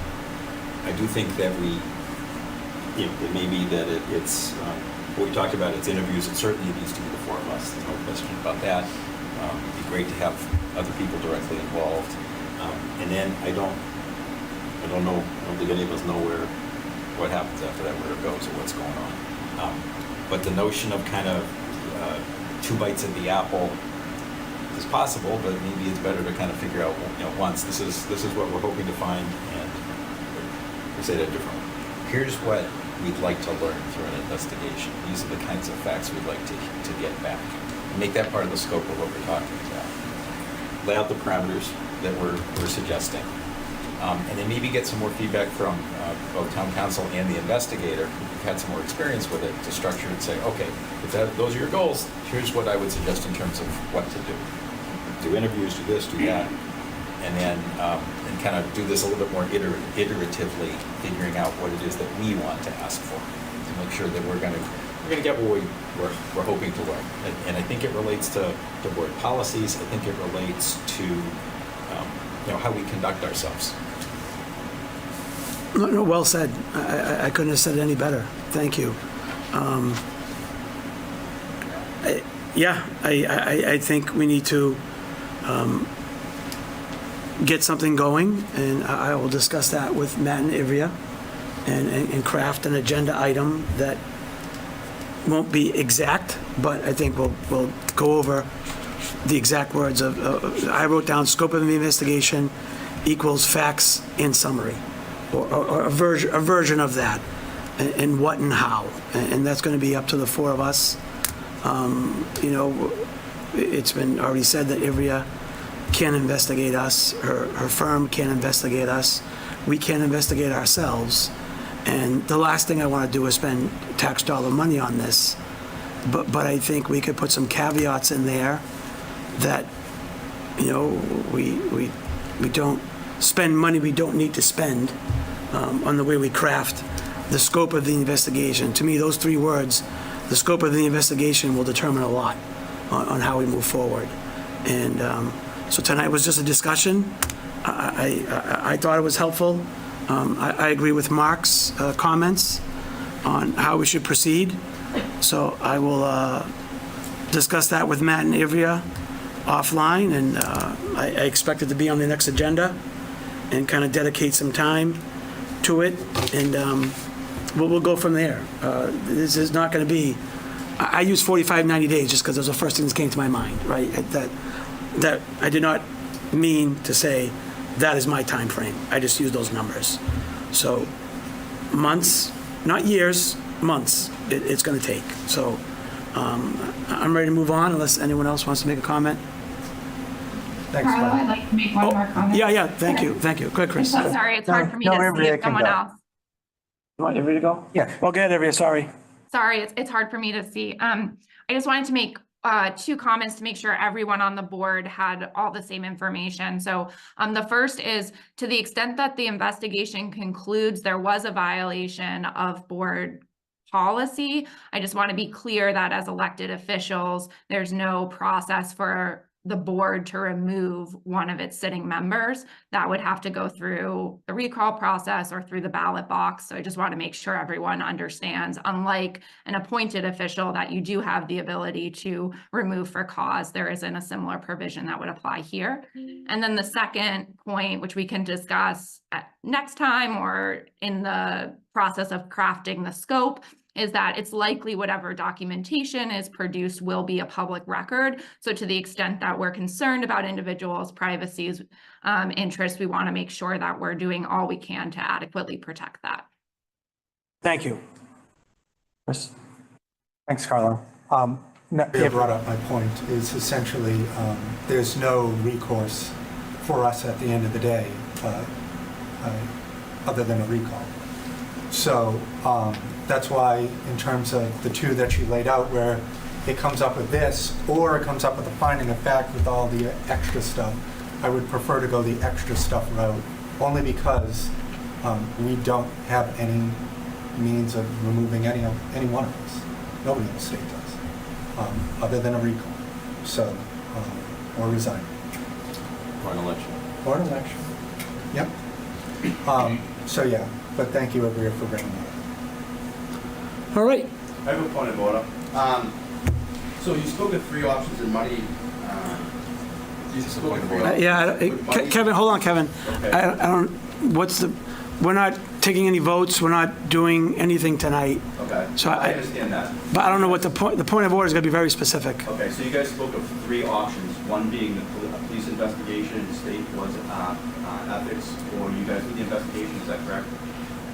That's what you said, that's not a point of order, sorry.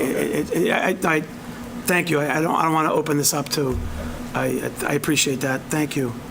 All right, guys, we are good there, guys? We're good for that one? Okay. So discuss future agenda items. Let me go to my other page here. All right, we have, when are we meeting again? April 9th? April 9th. Mark. Oh, sorry, yeah. Just I thought, so we all heard something from Trails Committee either yesterday or today, I forget which, asking For the charter, right? as part of the charter, where they should set, and I believe there was some communication, I think, Laura, you got back to Kathy Kelly suggesting that if there was specific language, she might want to come up with it, probably with some help. But what I was going to suggest is, can we put that onto our agenda? If there's a part of that that we would engage with as it relates to adding that to the charter committee's discussions. Sure. Is that okay? I thank you. I did see that, and I saw Laura's reply that there is a provision in the charter for trails, but that we want to see if they want to add anything to that, correct? So, just to clarify, there's no specific provision for trails. Okay. So in the charter, it talks about some specific committees, boards and committees. Okay. And then there's a section, I think it was 4.14, that mentions other boards and committees. Okay. And that's where trails would fall under. I believe that Kathy is asking that trails become one of those specific committees. Right. So I had asked them to come up with specific language that they would like to add. Okay. And we could bring that to the board. Thank you. My opinion, should it go to charter review first, or I don't know the process here. The charter review is still open, right? You have not. Yeah. Yeah, we're going to be going into the public portion. The boards and committees have all come back. Laura sent out 2 emails. So they've come back with their various changes or no changes at all. Just the word of caution, once it goes into the charter, it takes a charter change to change it. If it goes into the bylaw, it's easy. It's just, we're getting into a discussion. Yeah, right. We should. Yes. I'm just trying to figure out the order of things. Yeah. Do we discuss it first? I wonder if it's possible to put it onto the the future agenda, let the process play out a little bit in the background. Okay. Either continue with it or take it off. Okay. And April 9th, you think is appropriate or longer? I mean, what's? When is?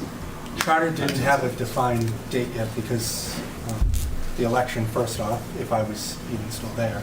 But secondly, we were getting all the feedback, and then we're going to do another meeting with all the feedback that we got, and then open it up to the public.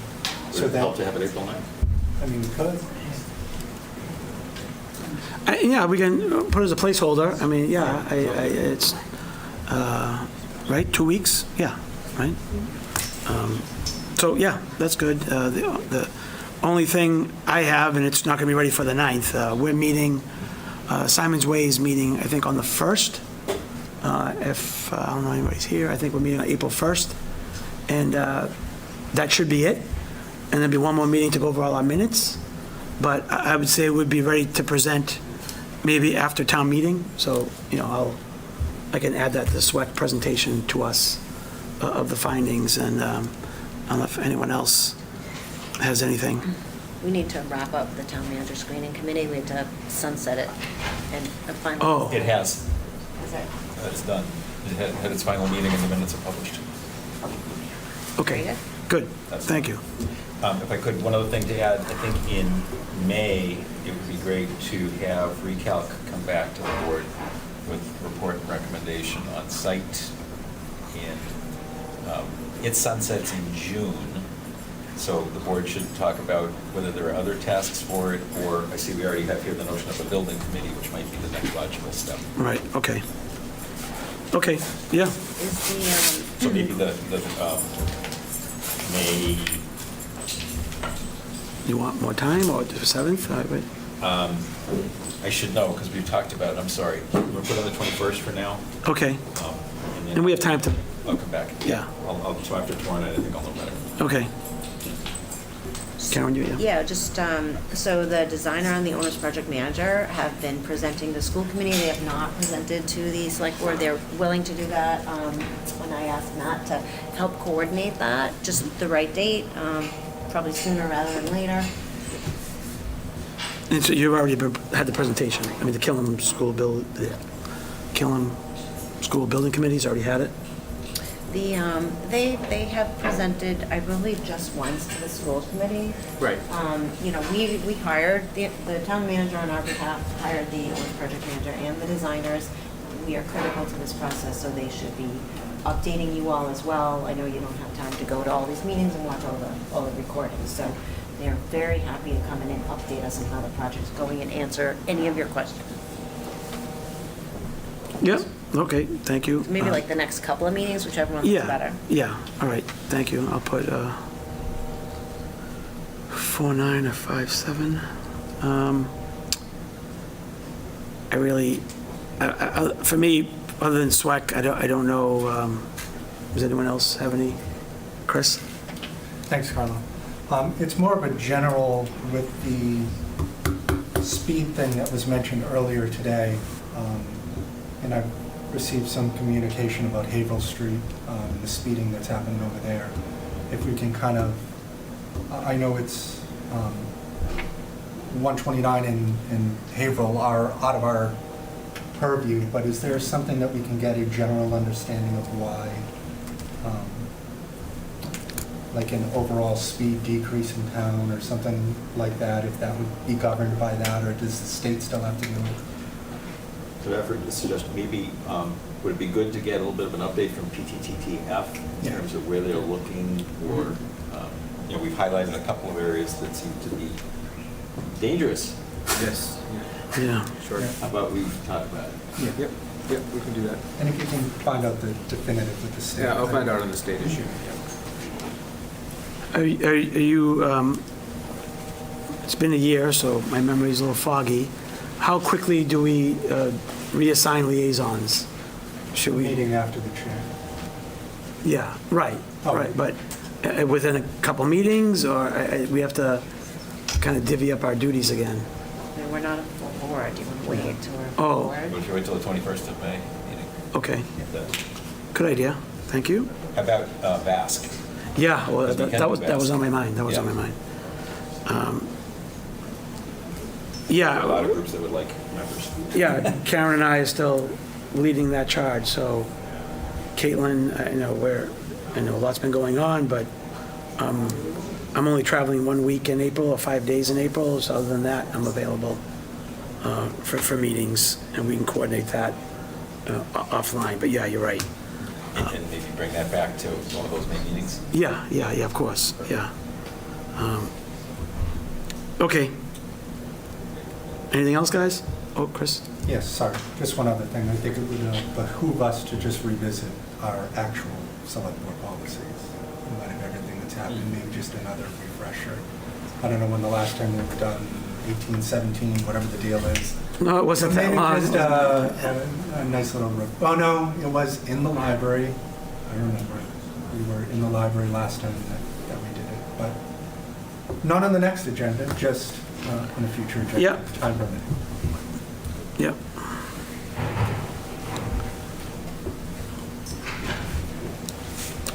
All right, I think we are on minutes, right? Approved meeting minutes. Actually, there are, I think, 3 of them to look at. I think at least 3. Caitlin, are you still here? Yes. All right. Yes, I am. Can we do the first set, please? Yes, so the first one is from January 27th, and it's the interviews for the town manager Okay. position. So these ones were really long. Yeah, it was very detailed, right, yes. Yeah. Like pull them up real quick. I didn't have any changes. Yeah, I didn't have any changes. I don't know if there's any typos or any... Yeah, there was one set that's a different color, one area that had a different color on Matt Coogan. Different color text? Different color text, I'm Oh. sorry. Yeah. Oh, okay. So I don't know who put that in, but I'm fine with it as there. They're coming up. It's like, for Matt Coogan. What, towards the end, middle? Oh, yeah, they're still red, yeah. right up near Yeah, his name at the beginning. It's not white. It's red. Oh, yeah, and not stop. underlined. Oh yeah, this is Carlo. I think you asked us to put a little something in there about that. That's me? Yeah.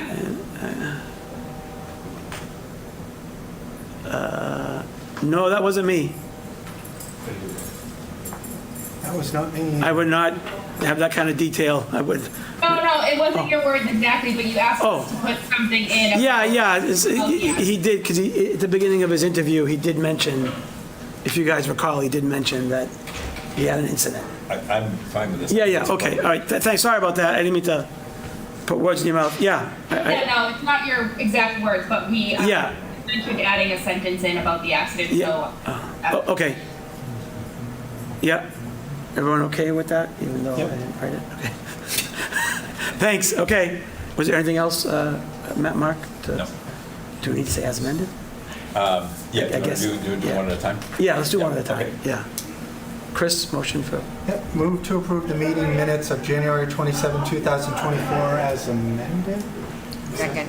Second, any discussion? No, all those in favor? 4-0, thank you, Caitlin. Right, the next set was 227. So I have a comment on this one. Okay. I have one. And I did have, I had a few, I did have an edit to these ones. I have an edit, but I did not send it to you. Okay.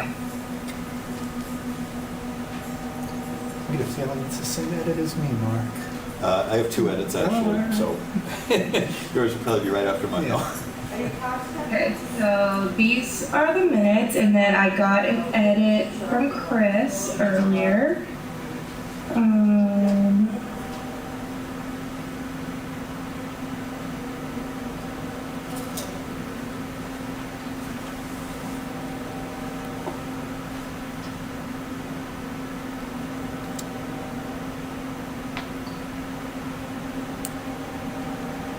Just trying to see where it is.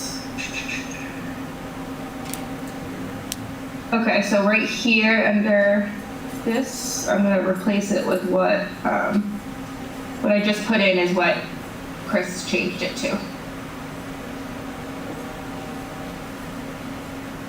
Right here.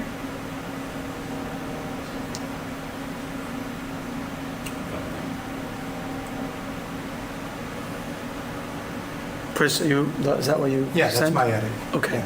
So I have an edit for you, Jackie. Right before he noted the board, right before that? Yeah, right here. Right before that, yep. Okay. Because I actually pretty much read a statement. And I can, you want me to just send it to you or you want me to dictate it? Is it super long? It's 3 sentences. It's 2 sentences with 3 lines. Yeah, if you want to send it to me, I can just insert it right here. Is that what you want? Yep, I'm going to close the other one we just talked about.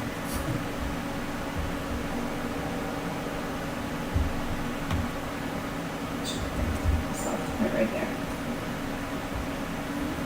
Do you want to do this one first and then do the other one? No, this is the...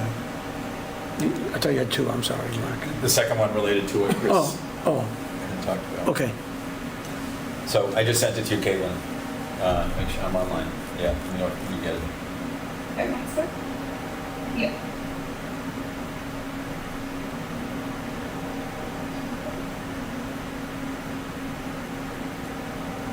So it's the colored piece. My computer, it's red. I don't know what color it's going to be when you see it.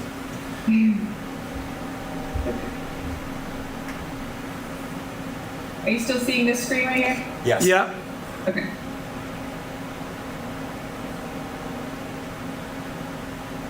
So here's what I wrote. I added in this right here. Gotcha. Yep. Whoop, okay. Dr. Friendly denied the allegation. Whoops. Did not, no. Oh, so the word that is extra. So denied the allegation. The word that can disappear. Sorry, I'm going to edit myself. Stating he did nothing inappropriate to influence the discussion or vote on the town manager. He then noted he denied and was insulted by any allegations to the contrary. Yep. Unfortunately, that rings a bell.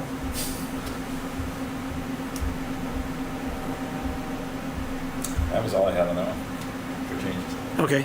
Anyone else? Yeah, under liaison reports, Caitlin, we should just spell out Mass Municipal Association. It's under me, first paragraph under liaison reports. And I would capitalize Mass Municipal Association. Thank you. Karen, do you want to also change like PSC to Pleasant Street Center? Yeah, I can do that. Thank you. Probably a good idea. Maybe CPA, Community Preservation Act. All right, now we're getting a little... Well, Yeah, I know, So if you yeah. go back and look at these notes, right, 5 years from now, you'll be like, what is that? Or if you're not very familiar with this stuff like we are, you're like, what is that? So, It's an accountant, CPA, obviously. well, no, Right, I exactly. mean, Caitlin's doing a great job getting these acronyms. It's just a matter of what do we want to see when we go back and look at this from a historical perspective. Anything else, Karen, or that Nope, was that's it? Chris, anything else? No? All right, are we, motion to approve these minutes, Chris, please? So moved. Oh, well, but you need the date. Move to approve the meeting minutes of February 27, 2024 as amended. I'll second. Any discussion? Nope, all those in favor? 4-0, Caitlin? All right. And the last set I have for you tonight is the last meeting, 3/12. And I realize I owe you a set from 2. Yeah. Two 2/17. Yeah. something, that Saturday meeting, right? Yes, yeah, 2/17. Yeah. I had one thing in here, where is it? How do you spell Kim and Lucy's last name? Does it have an EY? Yes. Okay, so his name is not spelled correctly. If you Google Lucy, it should be an E in there, Lucey. Okay. Right here. And then I did have one edit from Chris. Hold on one second.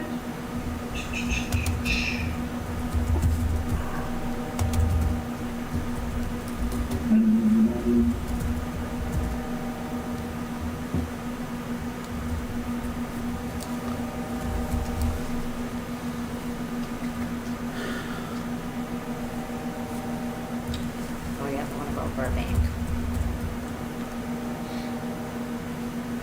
At the end, I'm gonna edit this. So we're not seeing your screen right now. Oh, yeah, sorry, we're not seeing your screen. You're not seeing anything? Sorry. Correct. We're seeing ourselves. I still look tan. See Bob on his phone, pretty much. Yeah.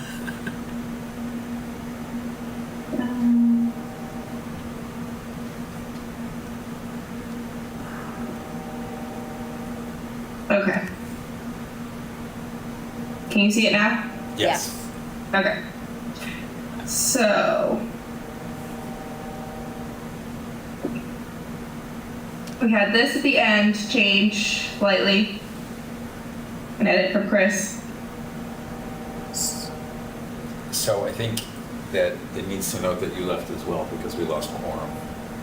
So I was going to send the actual screenshot as well attached to this, but during the motion to adjourn, it was seconded by Karen or you, and then the vote went up with you and Karen motioning to adjourn while I was still sitting down and Carlo was leaving. So I was still present when the motion to adjourn happened, but I did not vote. You can write that in there. Well, But I that watched is- the movie. I watched the movie. I rewatched it. You were already packing before Carl even got up to leave. Screenshots do not lie. Yeah, we're not going to include a screenshot in here. That's not how we do this. These are Well, minutes.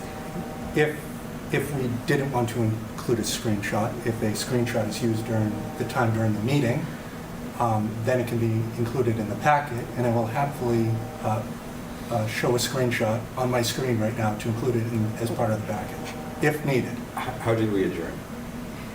We lost quorum. We lost quorum. So you voted There two to were only adjourn. two people to vote, so that Correct. doesn't count. You didn't Right. raise your hand. You were still standing there. You I could was have raised your sitting. hand, but you I chose could've. not to. I think that needs to be reflected in the meeting. You willfully chose not to at least adjourn the meeting. I'm okay with that. That is Okay. that is accurate. It is But I was still sitting there during the vote that happened. Okay, that's fine. Carlo was not, Right? and I was You were being there. fair. I was looking at you, hoping you would. I hear you. Let's create the right words. Yeah.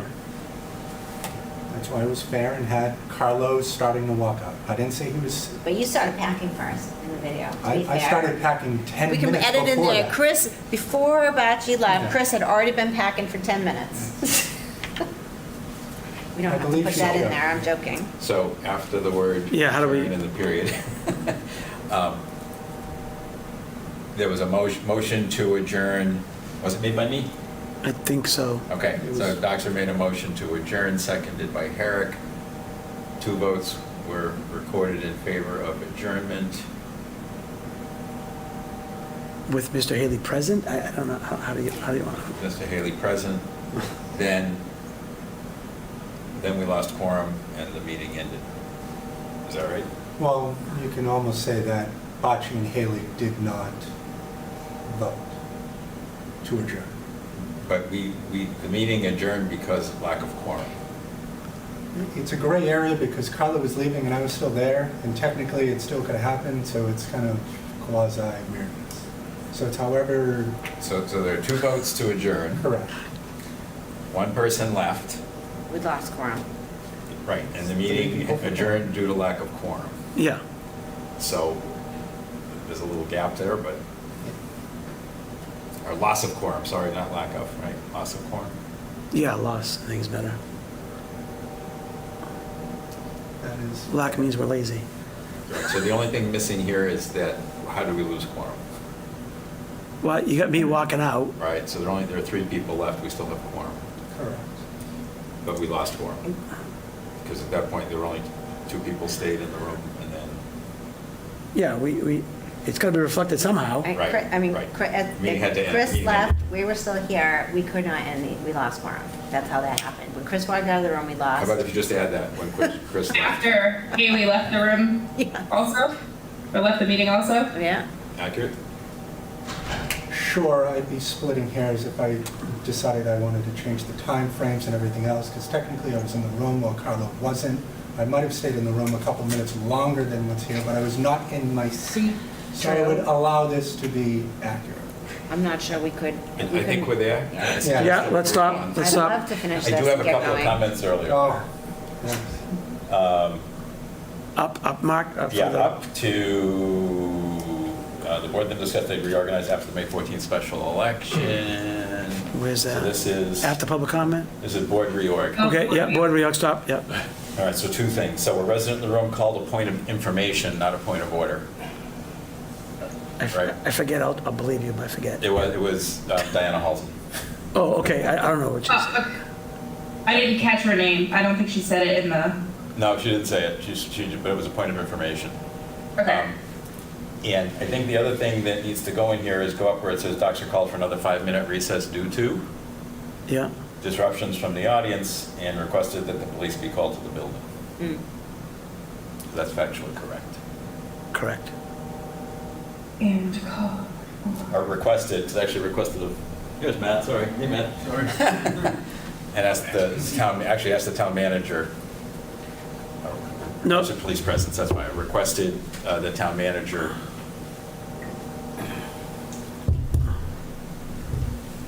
Call the police? I said that police be called to the building. Call the police to the building, perfect.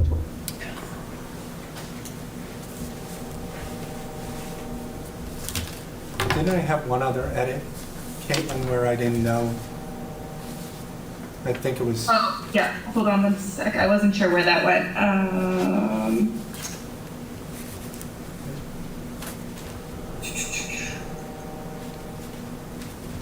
I think it's in the beginning.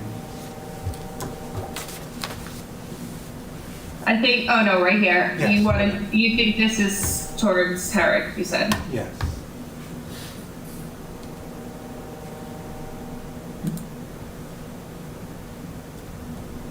I don't believe that was Mark. I think it was Karen.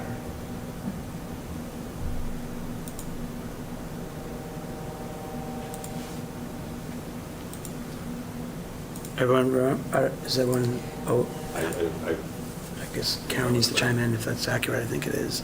I'm not sure. I don't know. I think my general comment is, I hope that we can return to our summary notes after this because these are getting very detailed and wordy and we do not as a rule put that level of detail into minutes. I understand these are challenging times. I was trying really hard to. I know. I'm hoping No. moving forward, we don't have to do this because this is too detailed, but I understand why you guys have made requests. That makes sense. I think not a complaint, but a hope that in the future, there's less detail that is needed to clear things up. Yeah, I'm not being critical. Some of my colleagues are adding language and, the situation probably warrants it. It's pretty unusual.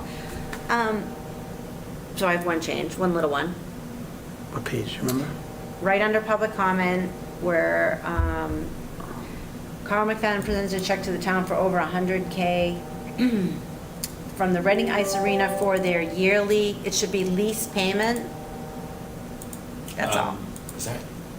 No, I don't think it's lease payment. You want to call No, it rent? Yes, it was. I thought no. it was their surplus payment, no? That's called a lease payment. Is it really? They turn over excess revenue to the town. Okay. That is the lease contract says, if you have any revenue left, it goes to the town. Matt, do you So remember I don't know how what much a turnback It was is. 130 something, yeah. 13, I think? Yeah, like 113,000. I think it was 130. So you could, the number doesn't matter, it's up to you. I turned it over to Yeah, it's Sharon. over 100. You didn't catch it? I think lease payment it sounds like they're paying us rent. They do pay us rent. They do, they're leasing the land. Have you read the No, lease? I know, but I'm saying, I know what you're trying to turn back, right? I don't know what turn back means. Yeah, so I But- want to see like lease or rent, I don't care what it is. It's an annual payment to the town, in What? rent or lease. Do you want? We have a you want lease rent or contract with lease? them. Okay. Yeah, that's all. Lease payment. Yeah. Can we just add the words to the town? Lease payment to the town. Yeah. For this Okay. yearly. Well, it says it above it, Oh, Mark, to the yeah, town. yeah. It says That's it all. above. I don't Okay, like, that's fine. turn back doesn't make any sense. That's Thank fine, that's fine. Anything else, guys? Nope. I'm good, Caitlin. All right. I think we're all good. We need a motion. Yep. Move to approve the meeting minutes of March 12th, 2024 as amended. Second. Any discussion? What was the second? Karen. No discussion? All right, all those in favor? 4-0, Caitlin. All right, minutes. How about a 5-minute recess for a bathroom break? No, it's executive, well, yeah, whatever you want to do. Whatever. I'm not done. All right. I don't know if you wanted to read this so the public isn't waiting, so just executive session and leave. But Could it's have up- an it's executive whatever bathroom break, perhaps? It doesn't matter to me. What? We'll go to executive session? That's fine, I And does it guess. say we are not going to return to public? Correct. Okay, yeah, let's just do that. Let's just end the meeting. And then Bob can Rob go. can go. Well- Yeah, Bob can go and Rob can go. I might have a question for somebody. You might have to wait. Well, during the bathroom break. I guess, yeah. And I can't, we can't. go It's a into question. executive Oh, yeah, then we can't, right, we Yeah. can't go. Once we're in there, we can't talk. Once we're in there, Oh, I yeah, see. yeah. Well, then- Let's take a 5-minute recess, Okay. guys. 5-minute recess. Sorry for interrupting.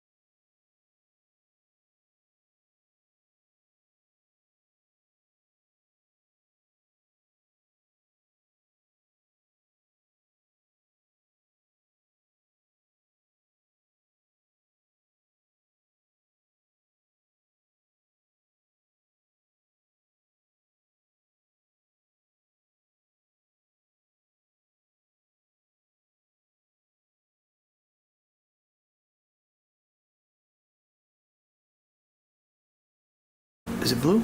It's not blue. No, it goes gray. Oh, it goes gray, I tell blue. All right, It is. It went red when I crossed it. we are back in session, It's red. and, No, that's not lit up. yeah, it was blue before. No, Zoom's gone. Yeah, Caitlin just said she lost Zoom in the room. Oh, so- okay, I know something looked funny. Oops. Must, Rob, are you there? It's got nothing to do with. Did he Rob. leave? Right, but I'm wondering, is he still here? No, he is, but Zoom is over there.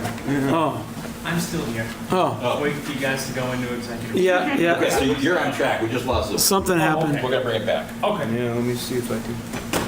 Let's see. It lost power because it's not even lit up. No, it was red. It'll go red. It was red. That's it. It'll go red. Oh, does it? Yeah, Yeah. yeah, it goes red. Yep. Yeah. I guess we'll leave it off, and then if it goes white, then we're good.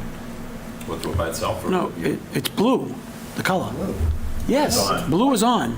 No, it's white. No, it's- Right, but right now, there's nothing on. Yeah. Right now, it's clear. Yeah, Right, Right now it there's goes no light. white. blue is on, blue. Blue also. We'll find out We're in a gonna find second. this out. We just outvoted you, it's blue. Well, you can outvote me all you want. When it goes white, you got a problem. It's not white. As long as they're, you know. There better be a shade of blue. Is there a shade of blue in there? No, it's good. You need a quorum to make it blue. Touche. Thing's going white. Rob's back there laughing. He's like, it's Is going he? white. Yeah, absolutely. See? That's white. There's blue in there. That is white. That's blue. That is not blue. There was blue in there, that's light blue. That's light blue. Be able to. I'm enjoying it All right. right now. That's white. All right, stop fighting, we're back in session. Wait for Caitlin to come back, or we can? Yeah, I just put it back on. so- All right, it's buffering. Oh, wait. Let's see. Oh, here she goes. I do. All right. Okay, there's Caitlin. All right, we're back in session from our break, Yeah, you should be back on. and we're going to have a motion. You want to gavel for Rob? Oh, well, we're going to... Gavel, so he knows we're back in session. Yeah, well, I did that earlier, but yeah, we're back in session from our break, and we're going to go into executive session. So I have a motion, move to enter into executive session under GL Chapter 30A, squiggly symbol 21A3, to discuss strategy with respect to Costa vs. Town of Reading, Appellate Tax Board, ATB docket number F350310, Costa vs. Town of Reading, ATB docket number F350371, as the chair declares that an open meeting may have a detrimental effect on the litigating position of the public body, to invite town council, town manager, an executive assistant to the select board and town manager's office into executive session, and to adjourn the meeting from executive session. Not, that seems weird. Why is it written like Used to be to not return Correct. to open And- session. Yep. And adjourn the meeting from executive session and not return to open session? Yeah. Yeah, so moved, okay. I will second that. Second. All right, any discussion? No, all those in favor? No, roll call. Oh, sorry. Thank you, Mark. Chris? Yes. Mark? Yes. Karen? Yes. Carlo, yes, 4-0. To go in executive session?